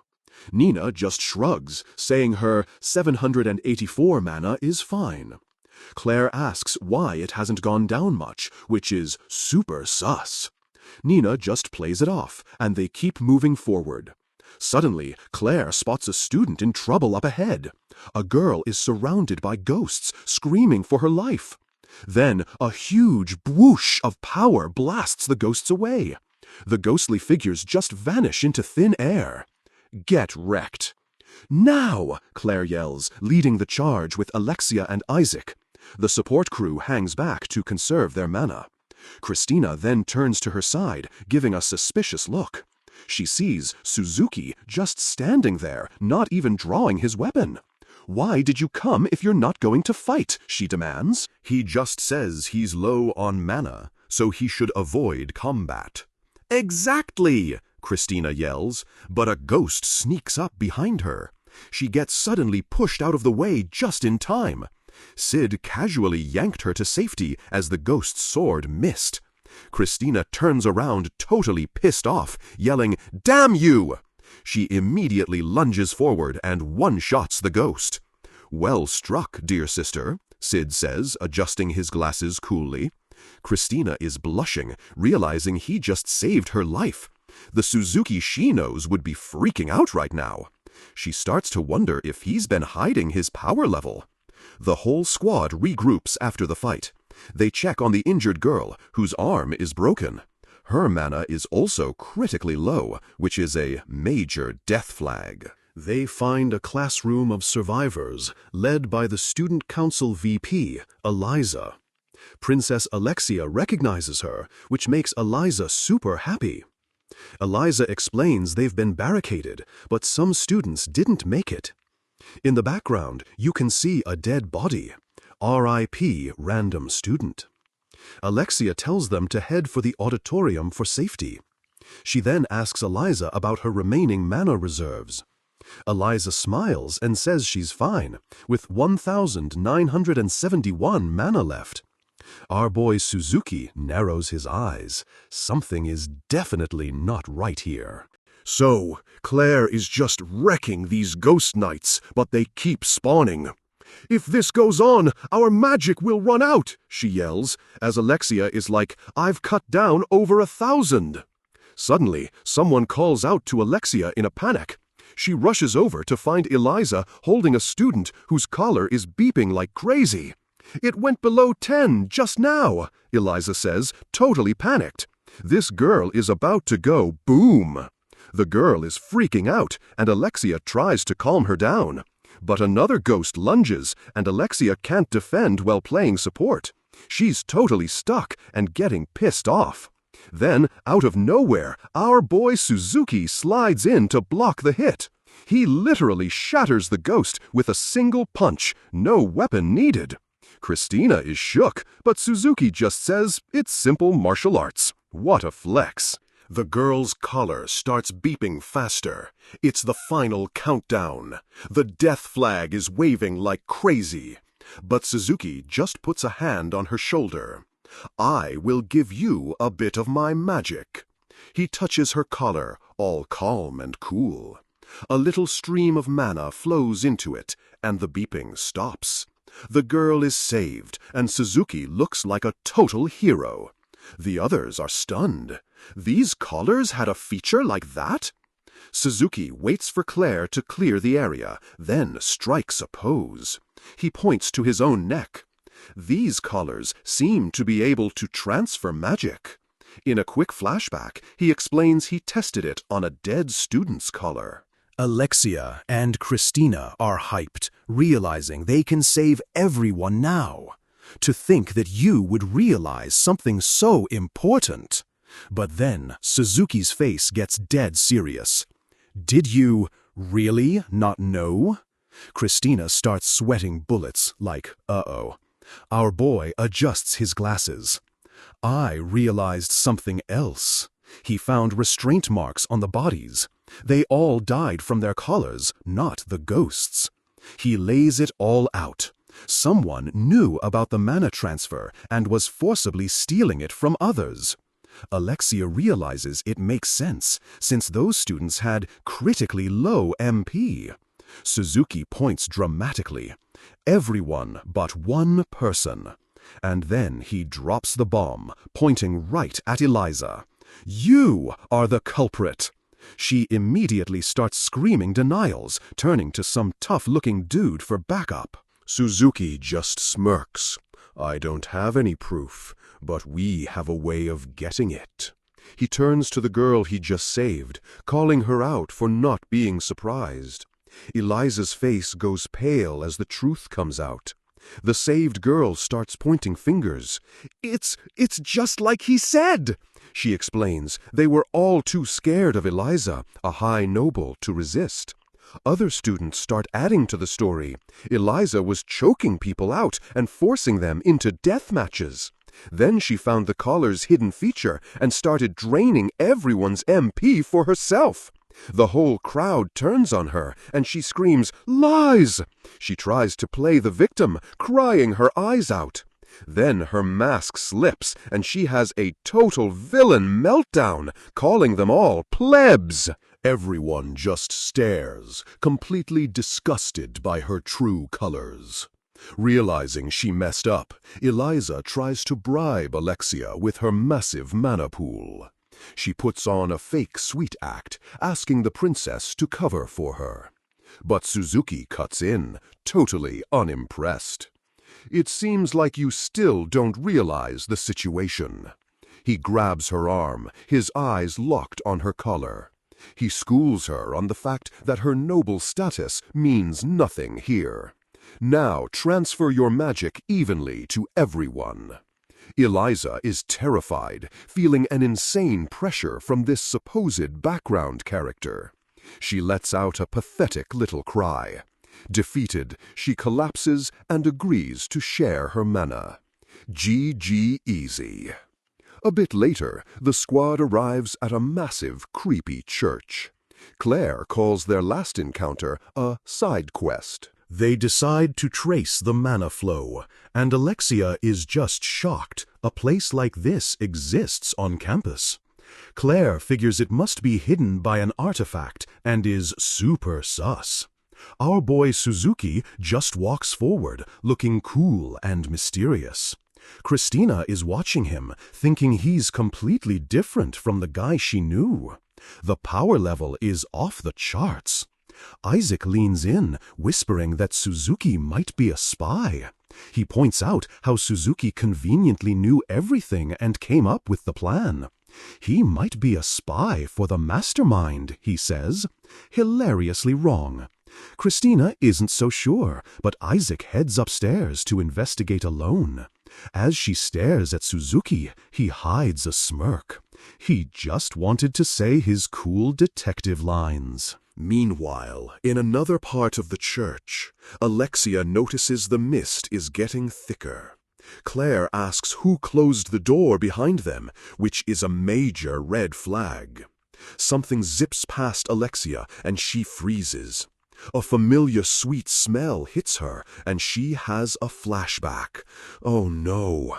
It's the same drug that the head priest used. It's a trap. But it's too late. Everyone starts dropping. She watches Christina collapse, totally helpless.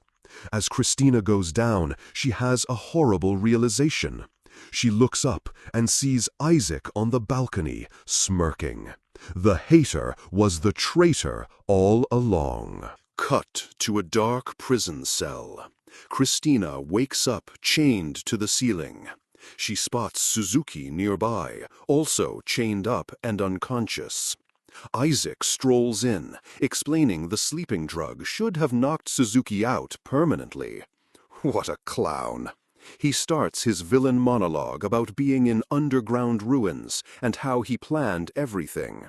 A new woman appears, saying she sent Alexia and Claire to her master. Nina apparently dipped. Isaac then pulls out a syringe with a creepy smile. He tells Christina she's going to work for their organization and become one of the second children. He scoffs at the idea of being associated with Shadow Garden. Poser. He leans in to inject her, planning to turn her into a mindless doll. Christina is screaming, absolutely terrified. Suddenly, a hand stops him. It's Suzuki, looking annoyed. "Can you keep it down? I'm trying to sleep here." Both of them are completely shocked. A bottom-class student waking up this fast? Impossible. Isaac recovers, ready to just inject him instead. Before he can even move, Suzuki just kicks him square in the face. Christina's jaw is on the floor. Isaac stumbles back, and one of Suzuki's chains is already broken. Then, Suzuki casually dislocates his own joints to slip out of the rest. Now free, he pulls out a fountain pen. "This is enough to take care of you." Isaac is so pissed off, roaring, "A fountain pen?" The pen's nib meets the descending sword. With zero effort, Suzuki parries the full sword strike with the tiny pen tip. The impact sends Isaac flying back, completely stunned. Our boy Suzuki then makes one swift, cool motion with the pen. Thud. He stabs Isaac right in the throat. Christina just whispers, "Amazing," from the sidelines. Isaac is choking on his own blood, in total disbelief. He looks down and sees Suzuki's mana reading is over 9,000. Suzuki still has his hand on the pen, and Isaac is absolutely losing it. He begs him not to pull it out, crying that he'll bleed out. Our boy looks genuinely troubled. "I need you to give it back. I can't write my diary." Then he just yanks it out, brutal. He stands over the body, looking at his bloody hands in silence. Then he tosses the pen back at Isaac. "Ugh, it got dirty. Here, you can have it." He turns and breaks Christina's chains. "Now, let's go search for the others." She's so grateful and immediately starts apologizing for judging him. She offers to make him a member of her main family branch, but he cuts her off. It's true that Suzuki was a stupid guy. He slams his hand against the wall next to her, the classic kabedon. "It's better if you don't get involved with me." He lifts her chin, making intense eye contact. "What lies beyond me is a bloody path." Christina is blushing like crazy, completely captivated. With just a little tap, he shatters her color. Then he turns to leave. "There's no time, let's go." As he walks away, Christina is left swooning. "Suzuki, why does your back look so lonely?" Meanwhile, in a huge hall, Alexia is trying to wake up Claire. Nothing works until she whispers, "Your younger brother is being bullied." Claire snaps awake instantly. "Nobody is allowed to bully Sid but me!" Claire realizes her magic is sealed by the chains on her wrists. Alexia points out they're in a really bad spot. They look up and see the missing students floating inside giant, creepy cocoons. A voice echoes from above them. "Did you sleep well?" The final boss appears, a dude in a fur cape, and says they're next. With this, Diabolos's right arm will be revived at long last. So, the girls land on a rooftop, ready for the final boss fight. This dude, Fenrir, shows up and says he's here to stop their meddling. Alexia recognizes the name, and Fenrir is just annoyed his minion blabbed. In a quick flashback, he remembers killing a few other cringe-named goons from Shadow Garden. He name-drops Dark Smile and Dark Spider, which is hilarious. Apparently, they all got wrecked. The girls are absolutely losing it over the terrible naming sense. Fenrir admits the dude named himself, and Claire gets mad he didn't correct him. Priorities, people! Fenrir is done talking and pulls out a syringe. He lunges at Claire, saying he's going to put her in a capsule. His whole plan is to wring her dry for some ancient demon revival. Classic villain stuff. Alexia tries to help, but she's chained up. Claire realizes her own magic is sealed, so she's totally nerfed. Psych! She just flexes and shatters the chains with a massive energy burst. A cool ghost lady named Aurora pops up to lend her a hand. Claire is relieved, while everyone else is just completely shook by the power-up. Aurora says this form eats a ton of mana, so Claire has to do the actual fighting. She also drops some lore that Fenrir is a legendary serial killer. Super edgy. So now the girls are ready to throw down with this chaos demon. Fenrir calls out Aurora by name. Then he totally snaps, calling her the Calamity Witch and accusing her of using Claire as a vessel. His vibe changes completely, freaking the girls out. He's just trying to tilt them, but now he's hyped for a real fight. Fenrir summons his busted demon sword, Bloodfang. It's covered in some gross, creepy black sludge.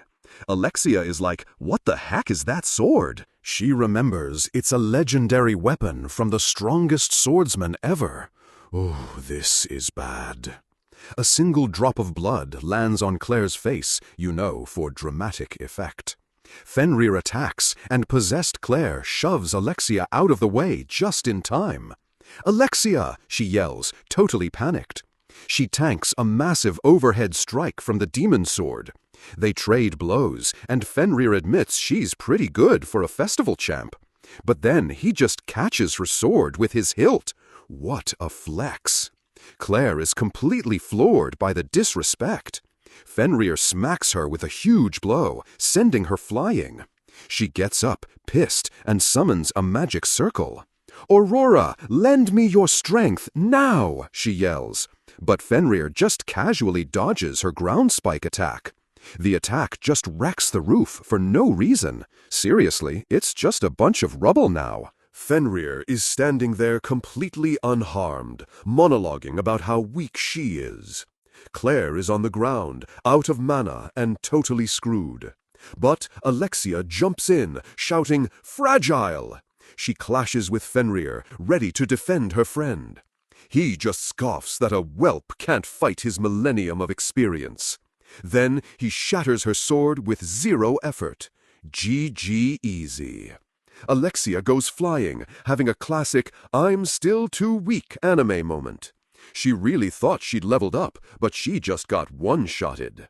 A ghost explains this dude is a true pioneer of the sword.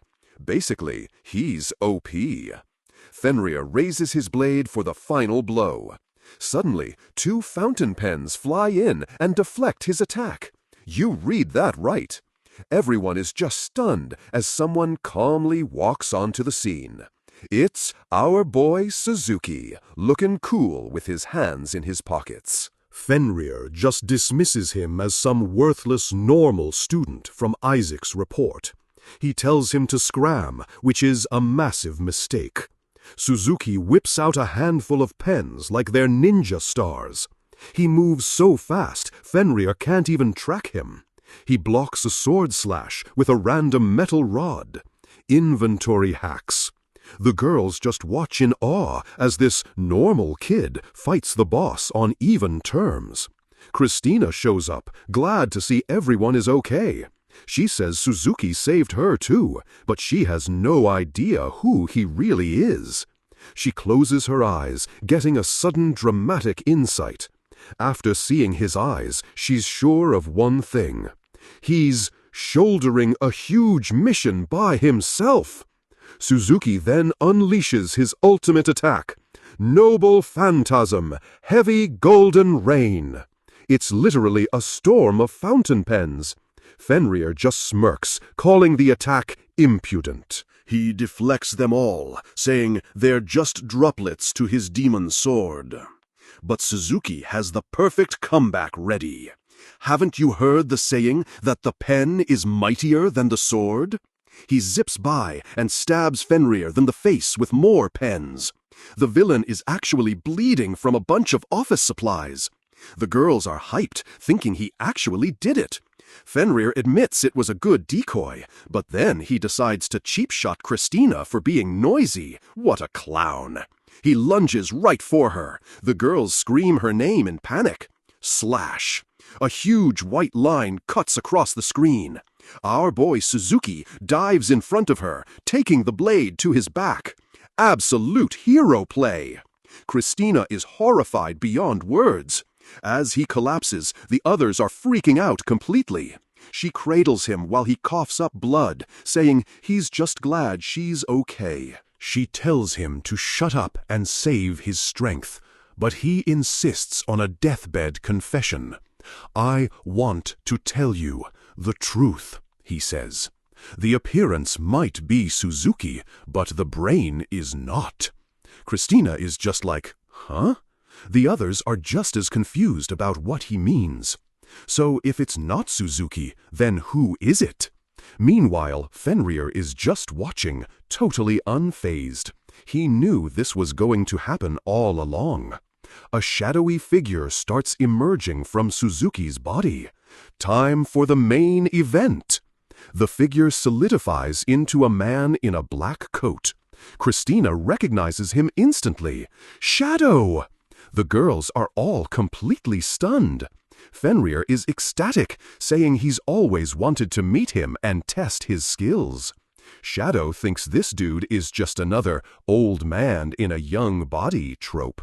The narrator box hilariously corrects him. Nope. They trade some trash talk before the real fight begins. Fenrir uses his phantom after-image skill, Utsusemi, and zips away. A blur just swooshes right past Shadow. Alexia has no idea what just happened. The other girls agree it looked like he just teleported. Aurora pops in to explain that Fenrir's real body went invisible and tried to slash him. But Shadow reads Monoflow, not just presence, so he casually dodged the invisible attack like it was nothing. What a flex! Aurora is super impressed by his expert-level defense. Shadow had seen through the trick from the start and blocks the next hit easily. He calls Fenrir's sword a slow imposter sword. Savage. Fenrir is just thrilled to finally have a worthy opponent. He starts monologuing about how this is the greatest moment for a swordsman. He says he's about to show Shadow the pinnacle of swordsmanship. He unleashes his ultimate move, Utsusemi of Bloodfang, creating multiple phantom swords. Shadow just stands there as all the phantom blades hover in the air. They all converge and impale him from every direction. Blades are literally sticking out of his body. The girls are screaming for him to watch out. A final sword goes right through his head for good measure. Total overkill. They can only watch in absolute horror. Fenrir looks on, a little confused by the result. That's because Shadow's body just dissolves into a black after-image. It was a clone. Fenrir is impressed, calling it an interesting trick. The real Shadow appears and summons his own phantom swords. He literally copied the ultimate skill after seeing it once. He raises a hand, ready to unleash his version. The girls watch in awe as his swords turn into massive, dark dragons. Fenrir is ecstatic, calling it the magnificent pinnacle of martial arts. While he's fanboying, Shadow appears right behind him. Nah, there's no such thing as a pinnacle. Fenrir is shocked as Shadow gives him a classic pre-beatdown lecture. When you say you see a pinnacle yourself, that's when you stopped walking. Then he unleashes his move. Secret skill, Atomic Utsusemi! Colossal white dragons materialize, dwarfing everything. One of the dragons just chomps down on Fenrir. Get wrecked. As he's being eaten, Fenrir has a moment of clarity. He accepts his defeat, saying he's seen a pinnacle greater than he could imagine. The whole scene ends with a final, brutal splat. An expert always gets styled on by someone way more OP. So, Shadow Garden's B team shows up with a great whoosh. The blonde girl, Alexia, is totally losing it over a bloody hand on the floor. She can't believe he wrecked a master swordsman so easily. As our boy Shadow tries to leave, Alexia yells for him to wait up. She demands answers, asking what he's fighting for, and if they can even trust him. Shadow just whips out his sword, making her flinch back. Intimidation check passed. He gives a super edgy one-liner. We remove every obstacle that hinders our own goals. There's a crack, and he casually shatters the magic collars they were wearing. What a flex! Claire touches her neck, realizing they're free. They look up, but he's already gone, leaving only some spooky feathers behind. The girls are bummed they got zero info out of him. Suddenly, a voice calls out, and Claire turns around surprised. A super cheerful girl named Nina runs up, saying she finally found them. She says she ditched the nerd Isaac and found an exit, but Claire's worried about the other students. Then, bam! A blade just bursts through her chest. Claire's body collapses with a heavy thud. Nina stands over her, her cheerful mask gone, and just says, "Fooled ya. Holy crap, a double agent." Cut to a dark room where Nina is reporting to Zeta and Victoria. She works for Shadow Garden. Victoria is impressed and thinks Nina should join them for real. But Zeta says no. Her mission is to stay as Claire's best friend. It makes secret missions like this way easier. As they carry the unconscious Claire, Nina voices some doubts about their plan. Zeta is firm, but Nina still feels bad about using Claire like this. Zeta explains they need her body to control the demon Diabolos after they revive him. Okay, this plan is nuts. Victoria goes on a hype rant about Lord Shadow becoming a god. Total cultist vibes. Zeta is totally on board with the whole god plan. Back in the present, Claire starts screaming as dark energy just consumes her. She gets lifted into the air, still screaming her head off.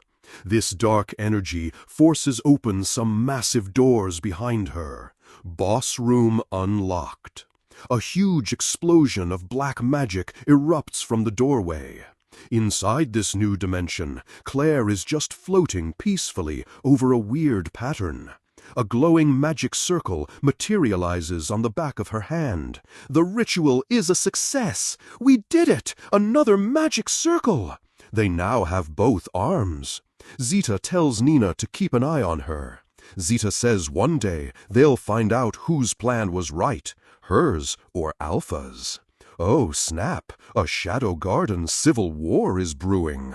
Meanwhile, in our boy's head, he's just geeking out over how awesome his last fight was. He's annoyed to be back in this weird white void again, though. He hears someone crying and turns to see what's up. It's that spooky ghost girl, still here and having a bad day. He's just like, "Hi, Violet." He casually asks her what's wrong, like he just found her in the hall. She looks up, her face a mess with tears. She says it's because her power is weak.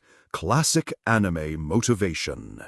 Sid suddenly remembers something and reaches into his pocket. He pulls out that little dark crystal and says, "I meant to give it to you."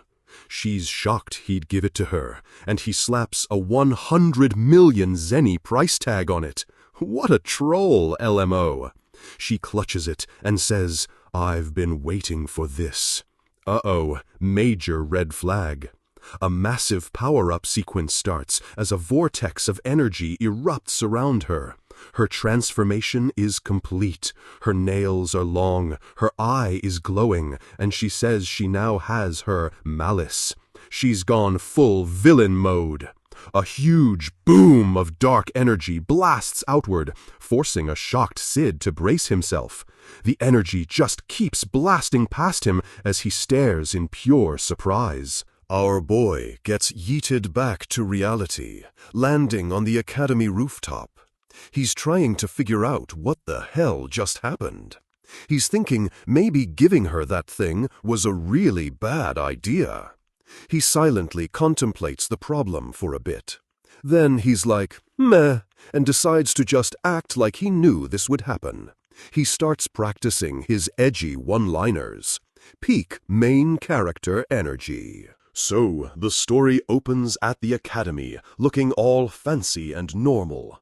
Inside, this blonde dude Fayoro is having an absolute meltdown. "I still lost?" he screams. He and his bald friend Jaga are pissed at our boy Sid for winning all their poker money. They whine about having loans, and Sid just deadpans, "Yeah, exactly. Savage." A month has passed since the last big terrorist arc, and things are back to normal. Sid mentions his sister is in a coma, but Zeta says she'll be fine, so whatever. His friends are literally trashing the room, while our boy enjoys his background character lifestyle. Suddenly, a stray card flies right past his head. What's this? A quest item? It's a Mitsubishi Royal Luxury Bar membership card, and he's member number 001, obviously. He remembers Gamma gave it to him and immediately gets hyped for some spy movie action. He decides to check it out since he just scammed his friends out of 2 million. Later that night, our boy finds the secret alley entrance looking super cool. He's rocking a new suit from Alpha, a nice replacement for his wrecked disguise.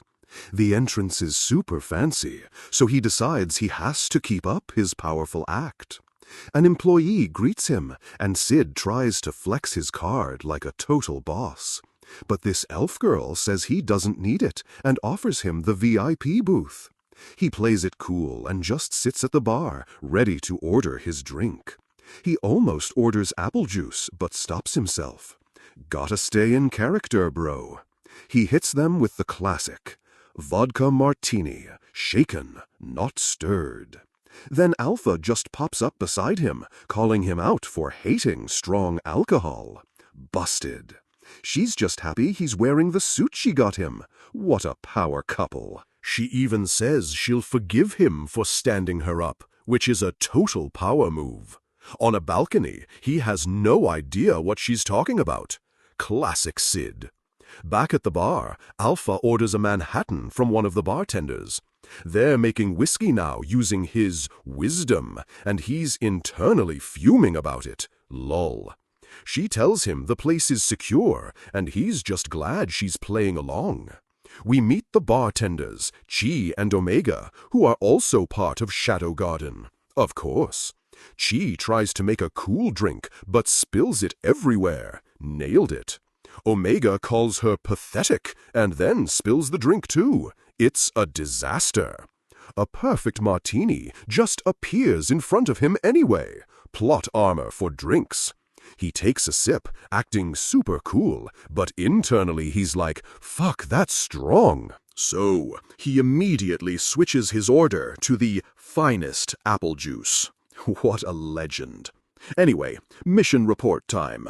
Rose Oriana is now a queen and ready to fight. Alpha says their plans are going perfectly, all thanks to him, of course. She even teases him, saying she was getting jealous of all the attention he gave the princess. The topic switches to the academy, where Zeta has annihilated the remaining bad guys. Nice. They covered it up, but Zeta is apparently super lazy with her mission reports. Relatable. Sid thinks things are peaceful now, but Alpha tells him, I wouldn't be so sure. Apparently, some psycho redhead named Eliza killed a bunch of students and got away with it. Sid pretends to be shocked, but you know he's secretly loving the chaos. Absolute menace. Alpha confirms that the whole kingdom of Midgar is probably super corrupt. Ya think? Turns out, Eliza's dad is the leader of a group called the 13 Nightblades. It's a shady group of 13 powerful dudes with deep ties to the cult. The guy who declared her innocent was their lowest-ranked member, some ace detective. Totally not suspicious. Alpha says they're too busy with other stuff to deal with them right now. But our boy hears 13 Nightblades, and you can see the gears turning. Oh no. A massive, evil grin spreads across his face. He's got a new side quest. He stands up to leave, putting everything on his tab. The ultimate power move. Alpha knows he's about to do something completely nuts. What have you got up your sleeve? He turns, making cards magically float around him, and says, You'll learn in due time. Okay, so this corrupt dude, Count Goethe, is in his study bragging about his evil plans. He's sipping some fancy Mitsugoshi coffee, feeling like a total boss. He's been busy burying evidence for this psycho redhead, Eliza Darsicon. What a scumbag. He's already planning to use this to climb the ranks of the Nightblades. Big ambitions. But then he senses a presence behind him. Uh-oh. He thinks it's one of his lackeys and tries to hand over some secret files. And get me another cup of coffee, he demands. Famous last words, dude. The masked guy just immediately collapses onto the floor. Lol, one-shotted. Goethe absolutely freaks out, sending papers flying everywhere. He checks the body. Yup, super dead. In a panic, he crushes his own coffee cup. Who did this? Then he sees him. A dude in a full-on clown costume, standing right there. It begins. The clown's mask is just splattered with blood. So metal. Goethe is losing his mind. Who are you? The clown just raises a finger to his mask. Silence. Chills, bro. Goethe grabs a sword off the wall, trying to act tough. He charges, yelling about how he used to be good at the academy. Sure you were, Grandpa. He thinks he's got this in the bag, but a single playing card flies out and smacks him in the forehead. Thunk! And with that, he just faceplants. Totally nerfed. The clown casually flips through his deck of cards. That's the first one down. Then he just strolls out like he owns the place. What a legend. Cut to the next day. This girl, Christina Hope, is reading a newspaper. She is absolutely livid that the court is buying Eliza's BS excuse for murder. She knows Goethe and the corrupt 13 Nightblades are behind it. Later at school, she's telling her friend Kanade that they basically lost the case. It's like all their witness testimonies just vanished. Total BS. Kanade flashes back to the massacre where she almost died. She's so bummed they can't get justice. Then she just snaps. I just want her to suffer horribly. Christina is just staring at her like, damn girl, okay. Back in her room, Christina is feeling totally powerless. She wishes she could be a badass vigilante, just like Shadow. She thinks about how cool and mysterious he is. Total fangirl moment. He walks a path of darkness to fight evil, and she's just here. Suddenly, her dad bursts into the room with urgent news. He's super stressed, saying it's been non-stop trouble. Then he drops the bomb. Count Gothamone was murdered. Quest update received. So, we see Gotha's massive mansion, now a full-blown crime scene. Christina pushes through the crowd of looky-loos. She spots Princess Alexia, who's already on the case. Alexia offers to show her around, but she gives her a warning. "I hope you have a strong stomach." Inside, there are bloody footprints just casually walking down the hall. Absolute flex. And the murder weapon? A single Mitsugoshi playing card, our boy's signature move. Christina sees the body and is completely grossed out. She can't figure out why the killer would use this method. It would take an insane amount of skill to kill someone with paper. Whoever did this was totally OP. She immediately realizes it has to be a warning. You think? It's gotta be someone trying to stop the trial cover-up. Alexia tells her to keep it down, but then some dude interrupts them. It's the chief inspector, this guy Gray. He looks super shady. Alexia asks him if he has any leads. He says a servant saw the whole thing and gave a description. The killer was a clown drenched in blood.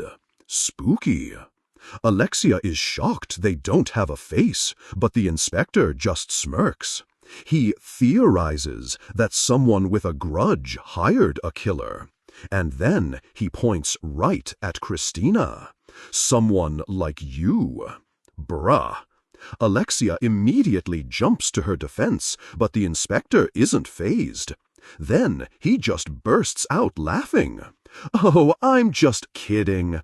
This guy is a troll." He starts teasing Alexia about being a fan of detective novels. Cringe. He even gets a famous anime pose wrong, and Alexia gets pissed.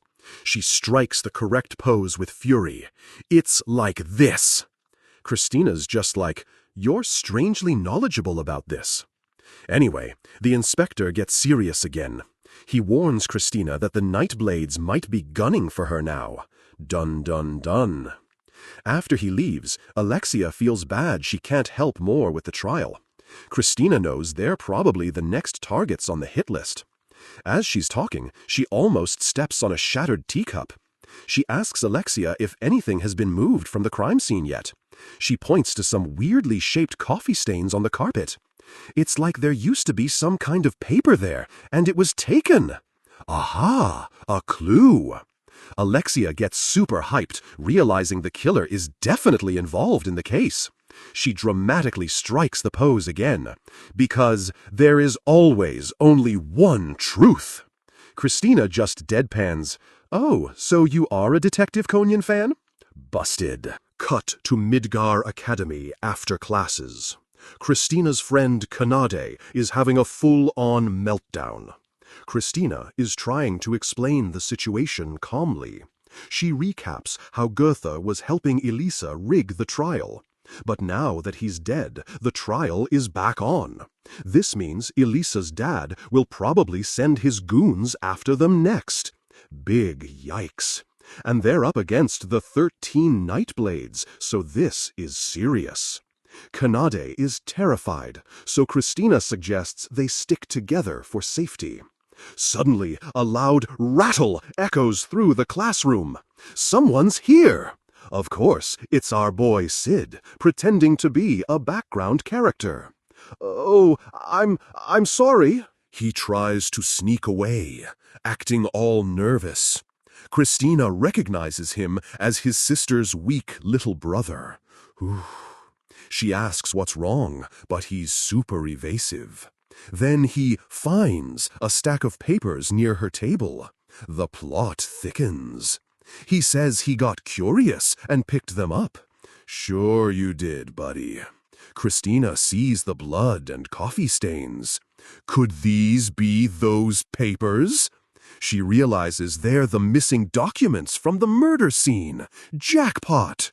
She demands to know how they got there. Sid just plays dumb. Then he notices something written on the back. Such a pro. She flips a page over, totally shocked.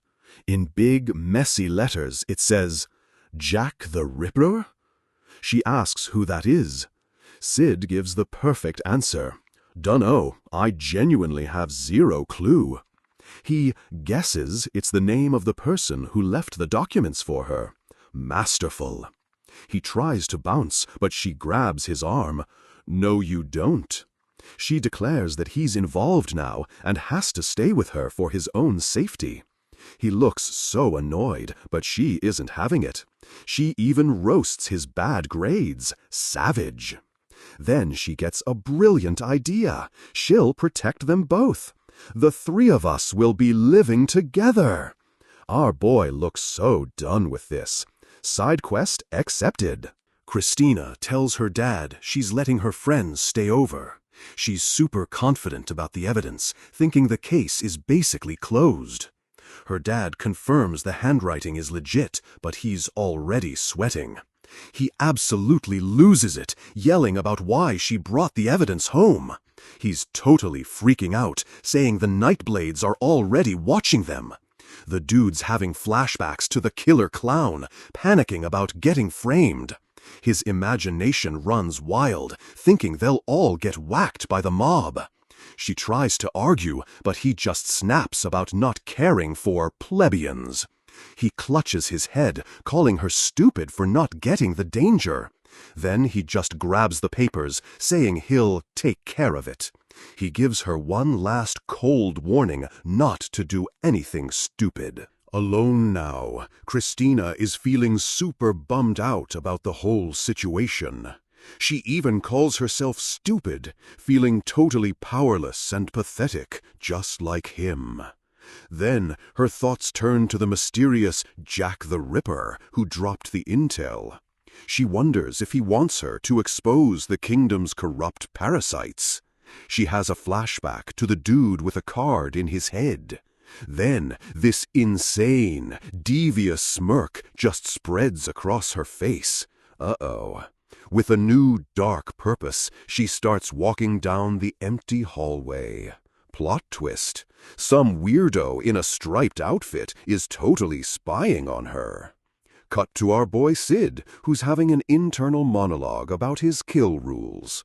Basically, he doesn't kill pathetic people, no matter how annoying they are. But he's totally cool with absolutely massacring any evildoers who prey on others. His thoughts are interrupted by Kanad shoving raw fish at him. You try this! He eats it while thinking she's pathetic enough to live. What a legend. Christina just chuckles, assuring them that the food is perfectly safe to eat. She explains it's a super rare and expensive dish from Mitsugoshi restaurant. Kanad hears expensive and immediately freaks out, staring at the sushi in terror. But then she starts stuffing her face with it. This is so good! Later at the dinner table, Christina says they'll all go home together for safety. Kanad's only concern is getting to drink high-end Mitsugoshi coffee every day. Our boy Sid keeps up his mob foo, pretending to be scared of fancy food. Christina feels a little bad for dragging them into her mess against their will. She explains that with this document, Jack the Ripper might target them next. So, being together is way safer. Sid just keeps shaking, playing his part. She promises that House Hope will do everything to protect them both. Big yikes. After dinner, they tour the mansion, which is ridiculously stacked with expensive loot. Kanade is literally just appraising everything she sees, like a painting worth 17 mil. Then she spots a chandelier that she prices at a cool 54 mil. Even a random statue is probably worth at least 9 mils any. Sid asks what she's doing, and she's just like, valuing the art. Christina points to a vase and says it's a national treasure worth 200 mil. Our boy is just standing there thinking, 200 mil. The gears are turning. They finally arrive at a massive bedroom where the girls will be staying. Sid is completely floored to learn he's staying in the same room. LOL. His bed is just on the other side of a bookshelf. So private. Kanade flexes, boasting that she's 100 times stronger than a wimp like him. Then she cannonballs onto a bed, hyped for love gossip like it's a sleepover. Sid points out his bed is right by the door, making him the perfect bait. He plays it off like he's totally cool with being the sacrificial lamb. Christina gets this really thoughtful look on her face, staring at him. She asks if they've met before, and he just plays dumb. She feels like she's definitely seen him somewhere before, but can't place it. She shakes it off, tells him to get some rest, and points out the bathroom. Kanade is already passed out, and our boy is just thinking this is gonna suck. Scene shifts to a grimy underground cellar where two mob bosses are talking shop. They're trying to figure out who this new killer clown character is. The main boss, Kuzaya, wants to raid House Hope, thinking they hired him. His goon, Graham, says that's risky these days for a big noble house. Kuzaya brings up the destruction of Fenrir, some big past event apparently. It used to be easier for them to operate under Fenrir's protection. But now they have to worry about Shadow Garden chopping off their you-know-whats. Graham gets all hyped for the raid, thinking about the catch Lady Christina is. He grabs his boss by the collar and starts laughing like a total maniac. Kuzaya is just silently judging him, completely unamused by this whole display. He finally snaps, pulls a blade, and tells him to shut his face. Graham stops laughing for a second, looking totally shocked by the threat. But then the creepy laughter starts again, and it's not coming from him. Spooky. The goons freak out, wondering who's there, as the laughter echoes around them. Kuzaya draws his longsword from its sheath, ready for a proper boss fight. "Show yourself!" he yells into the shadows, trying to sound tough. But then Graham starts pointing at him, stuttering about seeing some blood. Kuzaya looks down and sees a fresh wound on his own shoulder. Oops! He looks up and sees the killer clown just floating in the air. Hacks. Graham totally loses it. "That's him, the killer clown!" he screams. Kuzaya launches an upward slash, but a knife flies out even faster. It smacks the clown right in the forehead with a sick thud. The clown drops like a sack of potatoes. The lackey is super impressed, but Graham draws his sword, warning them to be careful as the clown stirs. Kuzaya starts wailing on the clown with his sword, talking all sorts of trash. The clown collapses again, looking super dead, with a knife still in its mask. Graham kicks the body, laughing about how the clown wasn't a big deal. He goes to unmask the body to see who the player character is. But his boss is just staring at him in complete and utter shock. He asks Graham how he's still okay after what just happened. Then he points to the Ace of Spades card lodged in Graham's skull. Graham reaches back, totally confused, and his fingers come away covered in blood. He stumbles forward, saying he doesn't feel so good. Classic last words.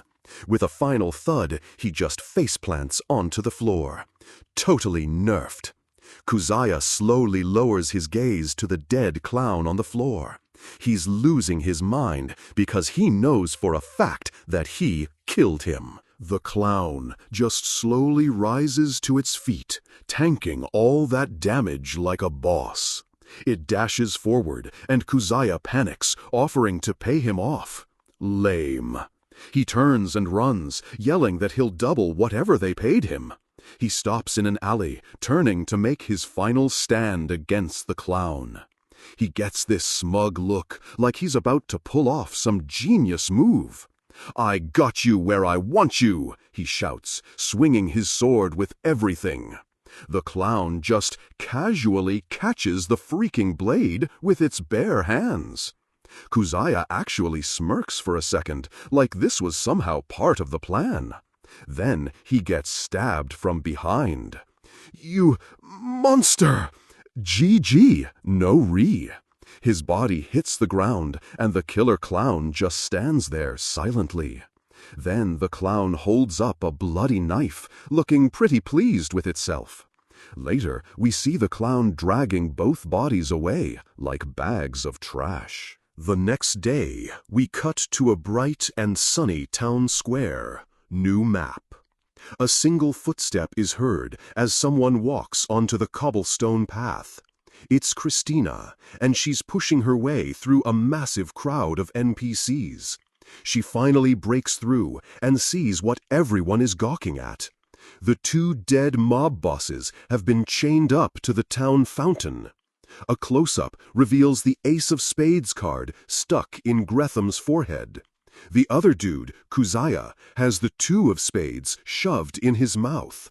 The crowd is totally horrified, calling the display despicable and the work of the clown. Christina covers her mouth and nose, looking like she's about to be sick. But then she pulls her hands away, revealing a massive, super unsettling smile. Her inner monologue is just, "Two more parasites have been exterminated." Vigilante arc is a go. The Knight's Order tries to control the crowd. Back at the crime scene, Alexia's voiceover explains the perp dragged the bodies from the mansion. She notes the guards were all taken out, just like the last time. The detective figures it's the same clown, since the Nightblades are getting picked off. He gives Christina some major side-eye, asking if she has anything to say. So sus. Suddenly, a new voice pops in. Whoa, whoa, whoa, that is weird. And it's our boy Sid, doing his best clueless background character impression. Everyone is totally shocked to see him. Christina yells at him for leaving the mansion, but he just plays it off like, "I was just so worried." Alexia is just completely lost, wondering what the hell is going on. In some kind of mind palace, Sid explains the playing cards are the key. Alexia scoffs, saying anyone can see the numbers are in sequence. Christina calls her out for the sudden backseat girlfriending. Our boy explains the different suits have different meanings. Get ready for the lore drop. Spades, he says, can have multiple meanings. Then we get a shot of a skull and a sword, totally metal. Spades can mean knight, sword, and death. Alexia and Christina absolutely lose their minds. They are targeting the Nightblades. The detective agrees, noting there are 13 spades, so the clown might kill all 13 members. Alexia is freaking out, wondering why they'd announce their plan. Sid just points to a column. This is even crazier. He points out something written in blood. Of course it's written in blood. The detective reads it out loud. Jack the Ripper. Alexia can't believe it. Is that the killer's name? Boss name reveal. Cut to the Academy, which is a massive, fancy-looking building. The server chat is going absolutely wild with gossip about the new serial killer. Alexia is leaning against a wall, super annoyed that the name got leaked so fast. Later, in a private room, she slaps some papers on the table. She's pissed they didn't tell her Jack the Ripper already made contact. Christina explains they were being cautious since they can't trust anyone. Alexia kinda gets it. She asks to hold on to the evidence, but Christina's like, "Sure, but they're just copies." Alexia says she'll take them to her dad for help. Calling in the cavalry. Then her face gets all dark. More importantly, she points right at them. "What do you mean the two of you are lodging in the same room?" Christina just trolls her, saying it's for information security and that they ate sushi. The ultimate power move. Alexia gets super smug, saying Sid's favorite meal used to be coins. Savage. Suddenly, Christina gasps, "Ah!" She pretends to realize they used to be a couple, and Sid is like, "Ew, no, I'd sooner choose death." Before he can finish, Alexia just grabs his face to shut him up. Get owned, Pooch. She tells Christina dating a thing like this would be a disgrace. Alexia's face turns bright red as she yells, "The one I was worried about is you, Christina!" She says that even though he acts like a doofus, he sometimes has a flash of brilliance. She's not wrong. She warns Christina that he might take her by surprise. Christina is so moved, she's practically crying. "You were worried for me?" Then she gets a brilliant idea. Alexia should stay with them too. The ultimate sleepover. Sid is muffedly protesting, but Alexia is totally into it. Christina says it'll be safer, and Alexia happily agrees to accept her hospitality. As she leaves to get her stuff, our boy is just having an internal meltdown about all the BS he'll have to deal with now. He tries to dip, but Christina grabs him. Then the door slams open, and a new girl yells, "I demand an explanation!" It's some girl named Eliza, and she is pissed. She storms up to Christina, demanding to know what's going on. She shoves a letter at her. "You can have this back." The letter is a super creepy nursery rhyme about dead piggies. Classic villain monologue. Christina reads the last line. How will the next piggy die? Our boy Sid is just watching, thinking, Jack the Ripper. Eliza accuses Christina of hiring the killer. I know that this Jack the Ripper fellow is an assassin that you hired. Before Christina can even deny it, Eliza just slaps her right across the face. Oof. Eliza grabs her chin. Don't talk back to me. Then, out of nowhere, a massive fist slams into Sid's face. Bam!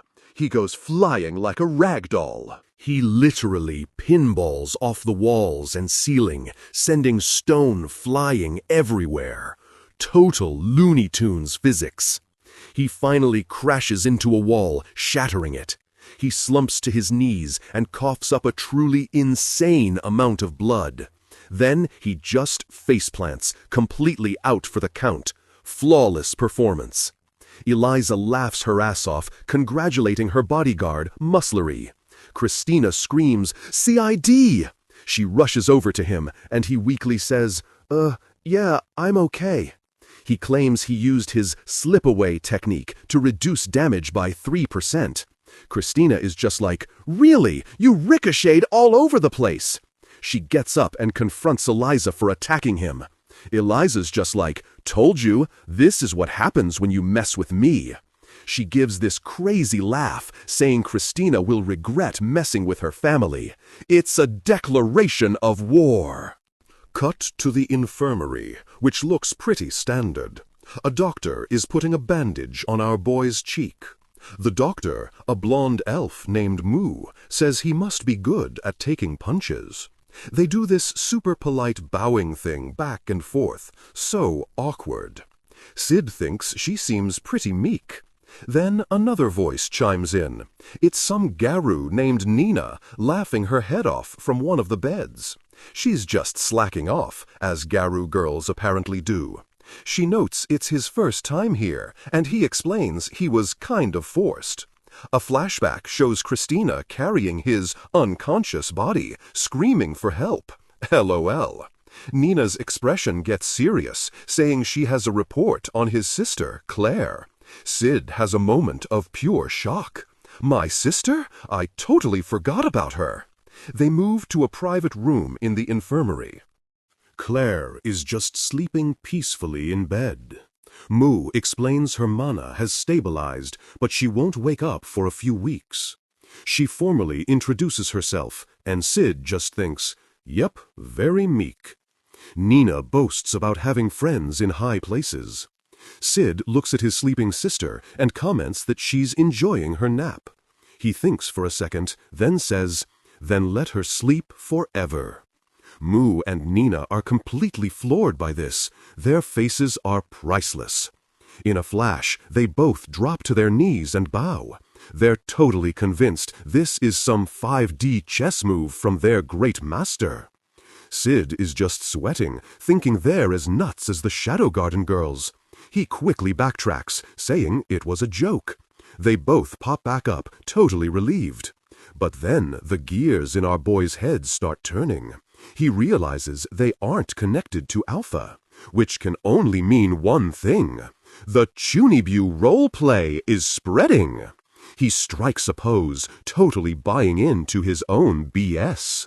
Meanwhile, at night, Muslery and some Mohawk dude are hiding in the bushes. They're waiting for the signal to raid a massive mansion. Mohawk dude reminds him they have 2 targets.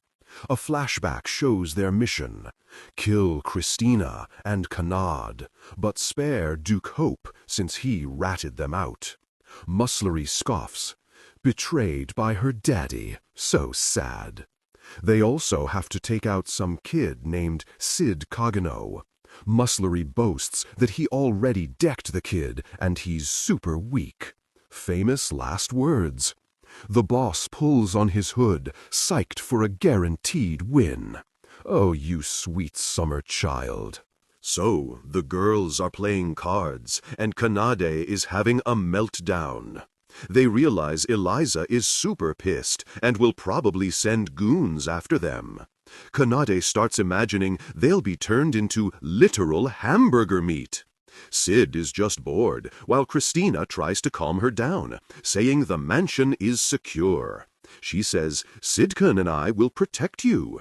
Kanade's like, so he's my meat shield? Our boy's response is an immediate nope. The card game ends, and it's down to the 2 girls. Kanade tries to bluff, looking all kinds of evil. But Christina reads her like a book and wins instantly. Kanade can't believe it. Then her mood flips, and she's ready to play all night until she wins. What a grind. Cut to the mansion at night. Kanade wanted to stay up talking, but passed out first. Classic.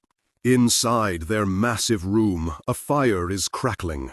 Kanad is completely out, snoring her head off. But Christina is wide awake and can't get to sleep. Suddenly, she hears a noise and her eyes snap open. The bedroom door is ajar, which is super sus. She grabs a sword, checking on our boy, who's still asleep. Flawless acting. From the hallway, a voice gives the order to attack. 4 masked goons immediately burst into the room.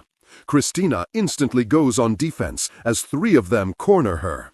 The noise finally wakes up Kanad, and of course, our boy opens his eyes. Christina clashes blades with one of the clowns.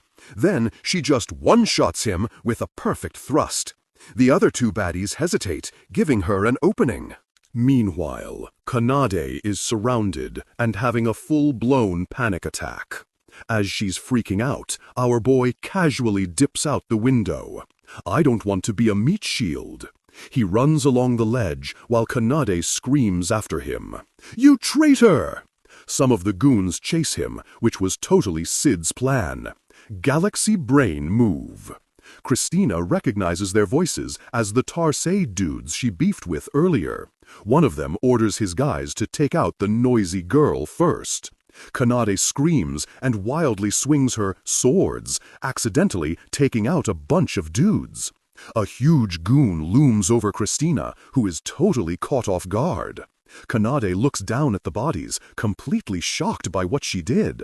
Then she realizes she's holding some kind of thin rod, not a sword. Her confusion lasts 2 seconds before she strikes a pose. Damn, I'm super strong!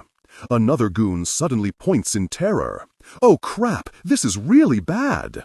Peeking out from behind some furniture is a terrifying clown. It's Jack the Ripper! The new boss has entered the server. Christina calls them out. As I thought, he's an assassin working for you. The lead intruder tries to deny it, but it's pretty obvious. Jack looks at the downed goons with total disgust. What a bunch of noobs. The lead goon tries to bribe him with 3 times the pay. He boasts that the mansion is surrounded by elite guards. Don't you know you never monologue at the boss? He finishes his offer, thinking he's got this in the bag. Jack just sits there, making this creepy chittering sound. Then he reveals he's holding 2 severed heads, blood everywhere. The intruder recognizes them as the elite guards he was just bragging about. Get owned! The other goons are freaking out, realizing this guy is totally bonkers. Before the leader can even rally them, Jack pops 2 heads with a playing card. Christina quickly covers Kanad's eyes, who has no idea what's happening. The last goon begs his dad to run, but the old man isn't giving up. He's got one more trick up his sleeve, apparently. Suddenly, a samurai warrior with a crazy dark aura appears. Sword Demon! This new challenger was looking for the clown, saying he's bored. Christina quickly covers up with all these new characters. The intruder explains this guy is from a secret warrior land. We got a lore drop. Apparently, he got kicked out of his school for killing 9 students. So edgy. The samurai is just grinning, ready for a good fight. The clown silently flicks something from his hand. He points his finger like a gun and fires a magic bullet. Pew, pew! The samurai deflects it without even breaking a sweat. Total flex. He boasts that an attack like that will never touch him. He powers up, his dark aura swirling around him like a final boss. The intruder is hyping him up, thinking he's completely invincible in this state.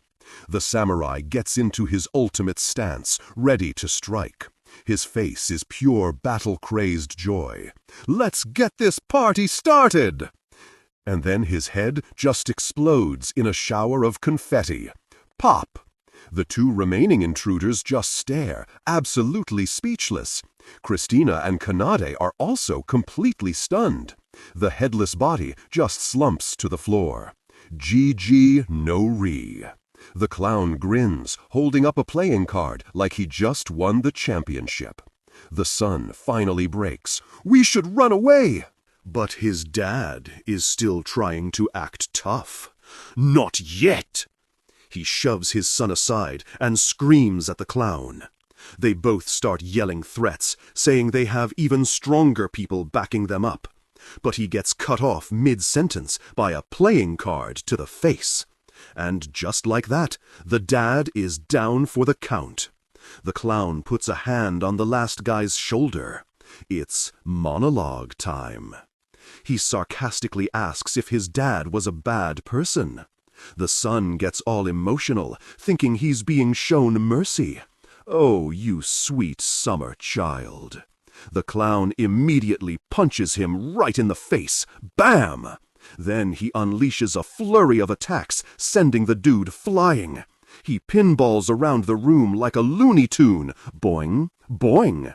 He crashes right through a wall in a massive explosion of debris. He lands on his knees and just coughs up an insane amount of blood. Finally, he faceplants, and that's the end of that raid party. As the clown turns to leave, Christina calls out to him. She asks if he came just to save them and why. She realizes he's the one who sent the secret documents too. The clown just turns his head and lets out a creepy little laugh. Then he flicks a playing card straight at them. Kanad, being a true friend, jumps in front of Christina to block it. The card hits her in the forehead and she collapses dramatically. Christina panics, thinking her friend is seriously hurt. Kanad starts a dramatic death speech about how she lowered her guard. She says her fate is sealed, but Christina tries to snap her out of it. Kanade gets super serious, saying she has one last thing to tell her. Then she just leaps up and starts screaming about how she's gonna haunt Sid. The card just flutters off her forehead as she yells. Turns out it just got stuck in her hair with some leftover blood. Total fake out. Right on cue, our boy pops his head in the window, acting all innocent. Kanade immediately goes into rage mode, yelling about the bloody carnival he missed. She grabs him, furious they were almost killed by Jack the Ripper. She's about to punch his lights out, screaming at him. She pins him to the floor, ready for some payback. It's time for revenge! But Christina stops her, holding up the card. Look at this. She realizes there's a message on it. This must be why the clown showed up in the first place. Plot drop. In the king's office, Alexia confronts her dad about the Darkacon's case. She's absolutely convinced the Nightblades are guilty and working with the Diabolos cult.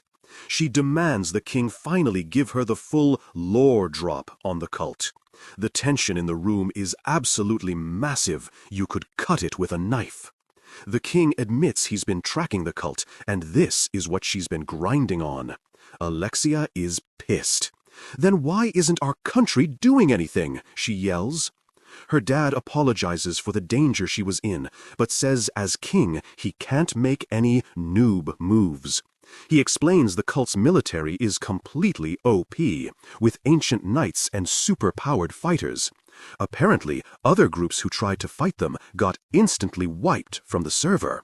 So even a whole country is helpless? Yup.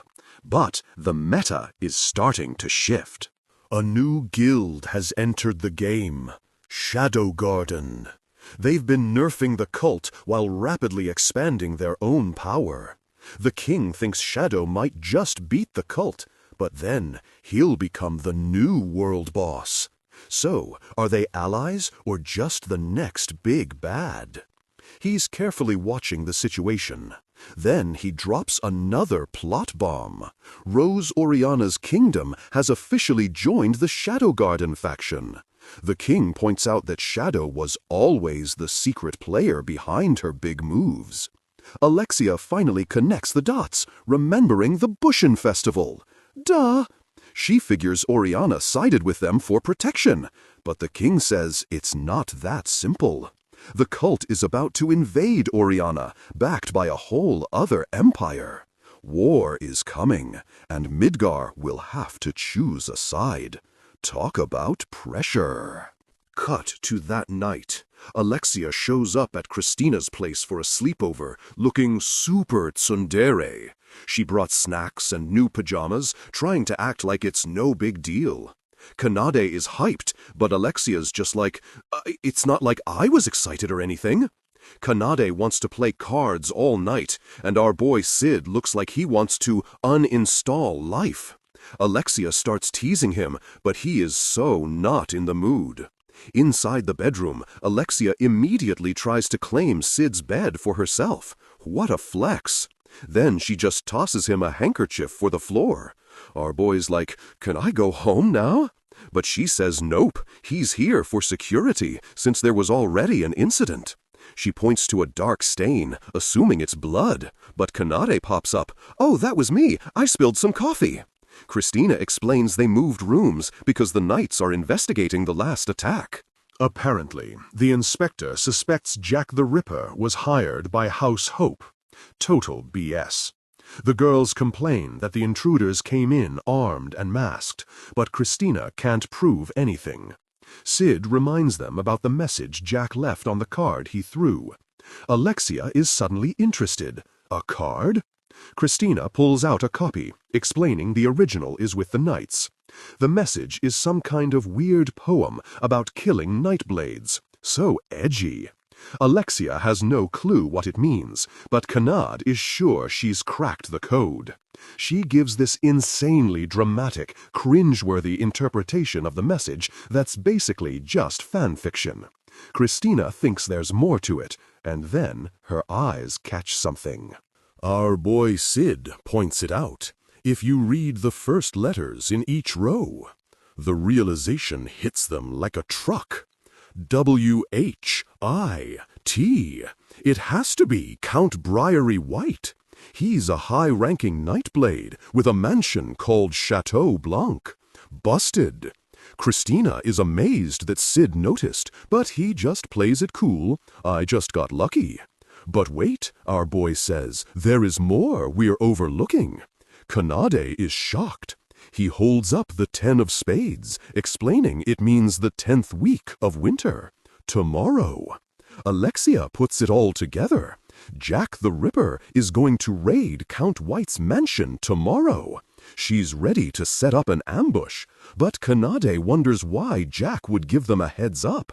Sid unleashes a full-on, rapid-fire nerd rant about Jack's genius intellect that they can't possibly comprehend. Probably.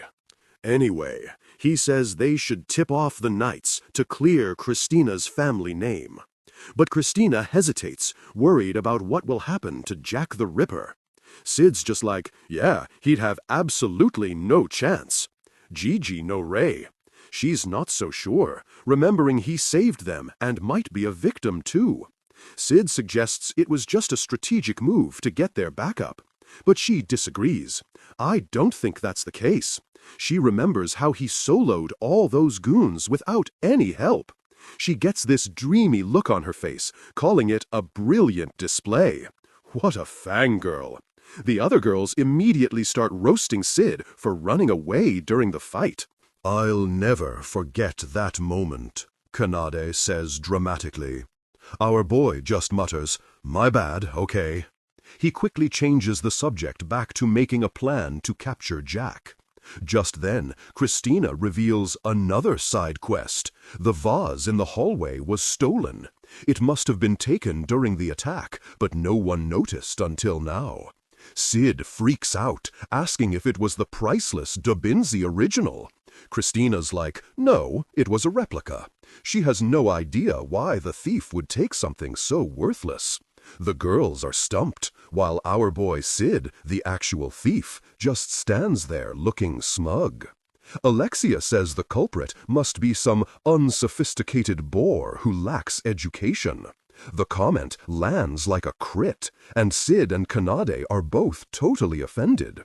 But the girls are now fired up, thinking it's another clue. Sid just leans against the wall, completely defeated. So, the crew rolls up to the rich district, and Kanade starts losing her mind. She's just yelling prices at everything, totally freaking out over how much cash these rich dudes have. Alexia, our self-appointed party leader, is having none of this and tells everyone to get a move on. Sid is like, what's the rush, since they already tipped off the knights about the raid? But Alexia is in full-on detective LARP mode, explaining they need to be there to catch the bad guy. She strikes a dramatic pose, ready to drop a classic detective line. There is always only one truth. She's totally lost in her fantasy, mumbling about ciphers, while our boy Sid is just thinking, got it, she just wants to play. Suddenly, Sid's expression changes. He's sensed something. A friendly player is nearby. He starts freaking out, thinking, shit, is that really her? And needs an excuse to ditch the party. So he yells the first thing that comes to mind. I need to shit! Kanade is absolutely horrified by this sudden, very public bathroom emergency announcement. Then she remembers his legendary title from the academy. He who poops, and is just speechless. She quickly bails, promising not to tell the others, but Sid knows she's 100% gonna smitch. Cut to some nearby bushes, where our boy is hiding out. Suddenly, a voice screams, "Boss!" and the air is filled with dramatic sound effects. It's Delta, who just launches herself through the air right at him with a massive grin. Sid throws his hands out and uses his ultimate command skill. Sit! Delta, stay! And for a split second, it actually works on her chibi cat form. What a flex! But then she ignores it completely and tackles him into a giant hug anyway. Delta suggests next time she should knock out his friends before the hug. Great plan, 0 flaws. Sid ignores that and asks what she's doing here, and she gives him her entire morning routine. Turns out she's on a quest to find another one of the shadows, the she-cat Zeta. Lady Alpha sent her because Zeta's quest reports are late, but Delta just wants to beat her up and drag her back. She gives our boy a sniff and says he smells a little like Zita, confirming she was in the area. Sid thinks about Zita, but then another cat-eared girl comes crashing through the bushes behind Delta. This poor girl, P, is totally out of breath and can't keep up with Delta's insane pace. Sid is confused, like, who's this new character? And Delta proudly introduces her. This is Pi, her official underling. Sid's internal monologue is just, worst timeline confirmed. He introduces himself, and since she has a Greek letter name, he figures she's with Mitsugoshi. Pi is so starstruck she literally can't even. Could this be Boss Sid? She apologizes for being rude and then immediately faints from the sheer hype of meeting him. After recovering, Pi introduces herself properly from the ground, smiling up at him. Delta explains this is the pose of submission, and that Pi is a dum-dum but has a super sniffer nose. Pi is absolutely loving the degrading praise, thinking, they're looking down on me like a roach. The two cat girls immediately start whispering their epicest plan to rule the world to our boy. Their plan apparently involves making somewhere between 10,000 and 1 million babies with Sid. He just zones out, smiling to himself as he compares them to his old neighbor's dogs. They chatter on, and Pi mentions a mysterious sewer shortcut she found by smell. She shows Sid a secret well hidden under some plants that leads to an old sewer system. Sid is immediately like, I can use this. Meanwhile, the girls are still looking for him, yelling about Pooch taking forever. Cut to the final dungeon, Chateau Blanc, a massive, fancy mansion. Inside, a butler tells the boss, Count White, that Princess Alexia is at the gate. The crew is hiding upstairs, listening in, as Alexia claims she's here to help with Jack the Ripper. But Count White is a total jerk and tells his butler to just let her wait outside with the knights. He doesn't see her as a threat at all and plans to just invite her to a party later. He then apologizes to his own party for the noob player. He turns to his goons, the Nightblades, and thanks them for showing up to the raid. One of the members says it's no big deal, since this affects their whole guild. They complain that with one of their top players away, their numbers are getting kinda low. They ask where the missing guy is, and White says he's off negotiating with another faction. They argue about whether they even need help, with one guy flexing that they're the strongest force around.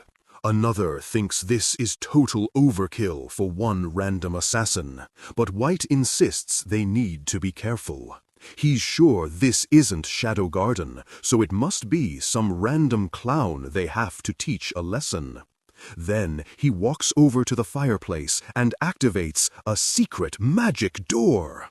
The whole fireplace pulls back, revealing a hidden staircase leading down into the darkness. He gestures for his squad to follow him into the secret passage, leading them to the final boss arena, an underground coliseum. Deep inside the final dungeon, Alexia and her crew are exploring a hidden basement. Christina points out that the rumors about this place were totally true after all. Alexia is still pissed off that the Count's goons told them to get lost. So obviously her master plan was to just sneak in through the basement instead. She calls it the great operation where we do a B&E to get evidence, which is literally just breaking and entering.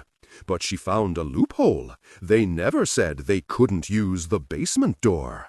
Genius!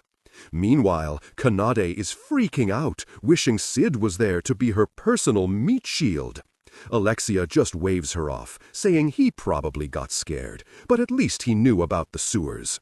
Christina, however, is having a galaxy brain moment.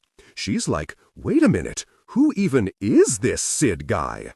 She starts listing off his achievements like he's some kind of super detective who solved everything. Her grand theory? He's obviously a famous detective who was turned into a kid by a secret evil organization. You know, just like in that famous novel, Detective Konoyan. Alexia's mind is blown. The two of them immediately start nerding out about their favorite story arcs, while Kanade just dies of cringe inside. While they're busy being dorks, Kanade wanders off and starts poking the walls. She sees some light peeking through and gives the wall a little shove. A huge chunk of it just casually collapses inward, revealing a secret passage.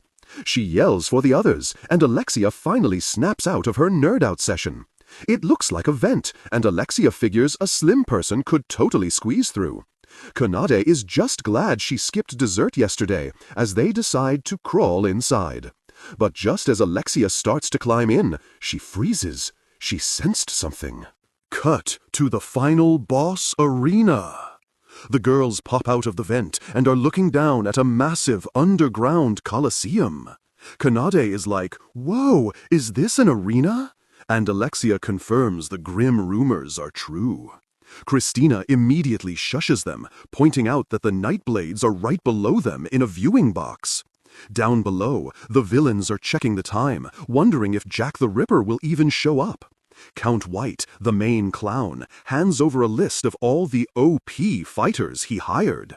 His buddy is shook, realizing how much cash they dropped on this, but White just says it'll be great entertainment.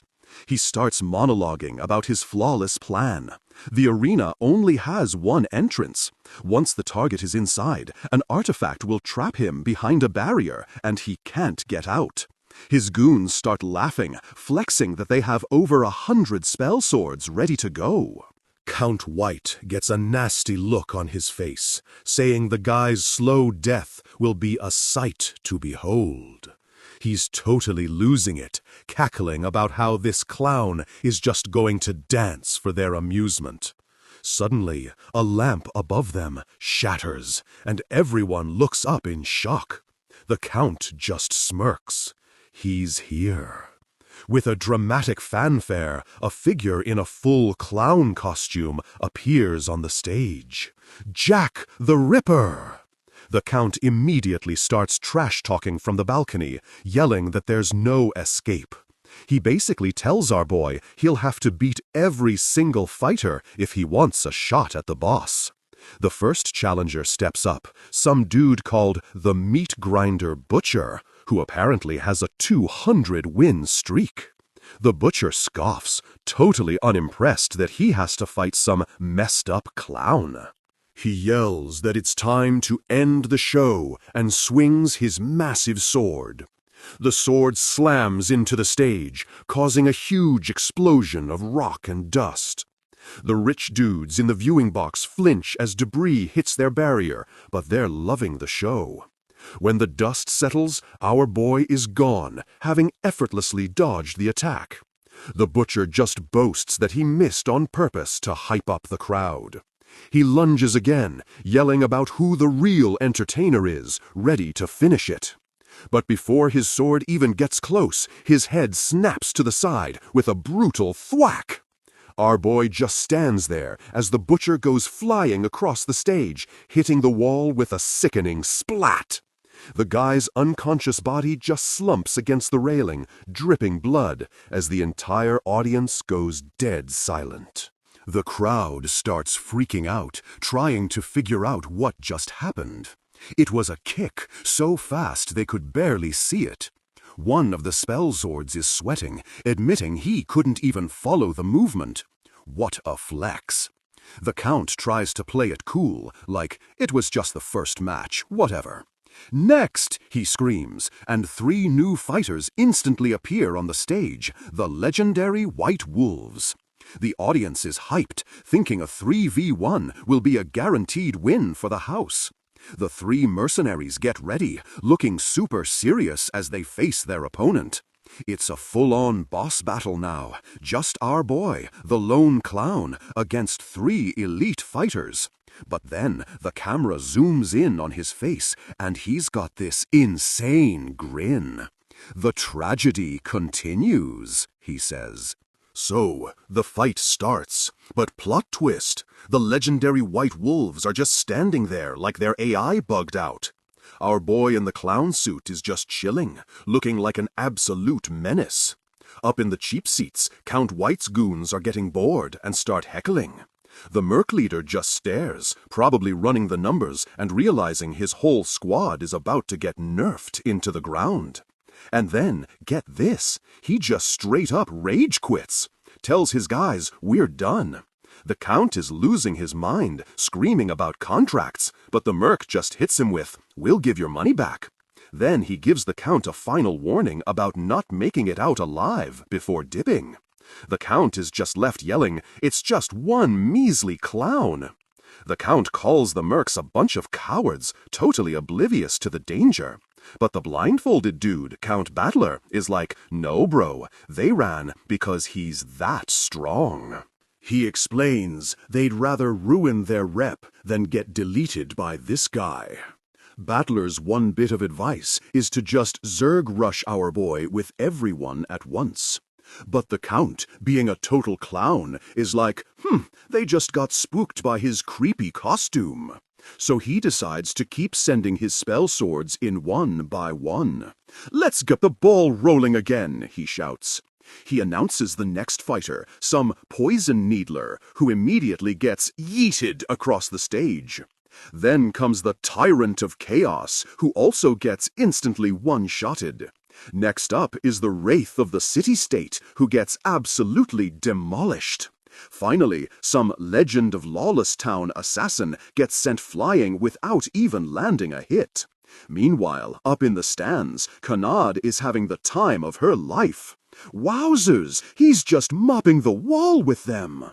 She starts acting like an evil mastermind, saying, yes, kill them all, make these foolish Nightblades taste death, before admitting she's just pretending. Christina is literally so confused. Christina whispers to Alexia, asking if they should make a move now. But Alexia just shakes her head. She's watching the fight, calling it a sorry sight, because the villains think they're wearing him down. But in reality, Jack the Ripper is just clowning around. Christina asks Alexia what she thinks of the guy, and Alexia gets real serious. She says his movements feel familiar, like someone who's truly powerful. The camera pans down to our boy standing on a massive pile of defeated fighters. Alexia's mind is blown. He's on a whole different level. Cut to the villain's skybox. Count White is just shaking, totally speechless. He snaps out of it and yells at his assistant, asking who's next on the roster. The dude just shows him the list, and every single name is crossed out. They're fresh out of goons. All the other rich dudes are pissed that their hired fighters got wiped. They start bailing on the Count, telling him this mess is yours to clean up. The Count is begging them not to leave him to die. So pathetic. But then a new challenger appears. Some fancy dude named Marquis Despont strolls in. He tells them he brought reinforcements from the cult, which sounds super legit. The Count is suddenly overjoyed, asking if they finally got approval for something. The Marquis just tells him to look at the stage, where a massive, stitched-up monster has just appeared. He calls her Experiment 227, Milia. The girls in the stands are completely shook by this new raid boss. But our boy just stands there, opposite the monster, still rocking that insane grin. The Marquis gives a whole villain monologue about how she used to be a guinea pig for another evil group that Shadow Garden wrecked. Apparently, they took the old tech and mashed it with their own to create the ultimate human weapon. The monster lets out a huge roar. Her stats have been buffed more than tenfold. Alexia suddenly realizes she might have met this girl before. In a quick flashback, we see the monster in a dungeon, confirming the cult just wouldn't let her go. Alexia is so pissed now, screaming, "How long must these bastards mess with life itself?" The Marquis just laughs and orders Milia to exterminate Jack the Ripper. The monster swings her giant claw, and our boy braces for the hit. Kaboom! A massive explosion rocks the entire arena. Kanade is freaking out about the barrier holding, while Christina can't even see our boy in the smoke. The villains are already celebrating, thinking it's over. The Marquis is laughing his head off, so proud of the cult's new toy. As the smoke clears, he makes his grand announcement. Jack the Ripper has been blown to smithereens! So, the bad guys are celebrating, thinking our boy got obliterated. This clown, Count White, starts monologuing about the cult's OP research. He's laughing his head off, yelling at the blindfolded dude, "See? Nobody can stand up to us." Famous last words, bro. Suddenly, some goon in the skybox gets an ace of spades yeeted right into his forehead. The dude is just completely stunned, bleeding from his eye. As he's dying, he points and says the last word of his warning, "Monster!" And get this, he's pointing at a creepy little clown puppet that just appeared out of nowhere. Count White is freaking out, yelling, "How did you escape the barrier?" The puppet just casually shows off a hand of cards from inside the barrier. Then 2 more goons get playing cards to the dome, dropping instantly. The rest of the cultists are getting picked off, just total chaos. A giant shadow hand grabs the puppet, and the Count is just paralyzed with fear. He's shaking, realizing he's next on the chopping block. You love to see it. So he has a brilliant, totally not cowardly idea. Let the monster out to save himself. He's screaming for someone, anyone, to drop the barrier as he looks at all the bodies. Then this new dude, Marquis Despot, walks up and just one-shots the Count. He looks down at the body, and you see the bloody Queen of Spades. The Marquis starts flexing, like, "I guess I'm the only one left." And then he immediately throws himself on the floor, prostrating like a total loser. He starts begging for his life, offering money, anything, just total groveling. The dude is literally crying his eyes out, pleading not to die. Our boy just walks up and stabs the King of Spades right into his skull. Game over, dude. The puppet stands over the body as the Marquis bleeds out on the floor. Then, still inside the barrier, it starts gathering some insane energy. Cut to the girls in the stands. Kanade is losing her mind, like, wow, he just walked through the barrier. Christina is just smirking, but then her face drops. So the Night Swords fall, with a miserable whimper. Alexia is worried, asking what he's going to do with the monster down there. Christina just points and says, "Look!" Down below, the monster starts getting even more messed up, growing spikes and tentacles. Suddenly, it's hit by a storm of invisible slashes. At the same time, the clown puppet gets impaled by a ton of sharp projectiles. It's getting absolutely shredded, just completely torn apart. The puppet is just obliterated in a flurry of slashes and blood. It's just a gory mess everywhere. What's left of the clown rains down on the monster. Kanade freaks out, yelling, "No way! Jackson just got ripped!" But Christina's face changes from shock to realization. She tells Alexia, "No, not just yet. Look." Alexia looks closer, and she finally gets it. A familiar purple-blue magic starts swirling around the monster. That's the magic we're all too familiar with. Her face lights up as she realizes what's happening. He's here! Boom! The whole arena floor explodes in a massive surge of power. And there he is, in a black coat, surrounded by swirling cards and energy. Alexia screams his name. "Shadow!" The camera zooms in on his eyes as he drops the coldest line ever. My name is Shadow. I am the one who lurks in the shadows and hunts the shadows. He stands opposite the hulking monster, totally calm. The monster tries to say his name, its voice all messed up. Then it just roars as Shadow unleashes a devastating flurry of slashes. He moves so fast, he's just a blur, a literal shadow. He zips past the monster, leaving it reeling from the insane damage.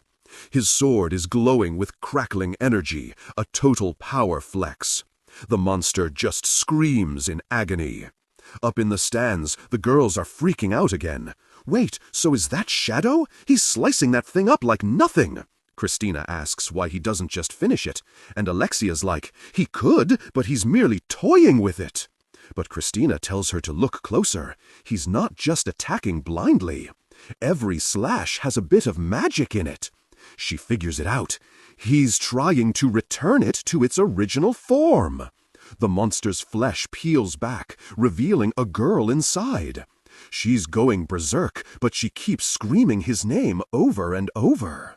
Then she unleashes a massive energy wave that cracks the entire arena. Our boy Shadow just stands there, his slime sword swirling around him like it's nothing, tanking it like a champ. He raises a hand, completely unbothered by the chaos. The girl lunges at him, but he's just so much faster. He just stands there, arms out, ready for her next move. What a boss! He effortlessly blocks her wild sword swing. She screams as he grabs her arm.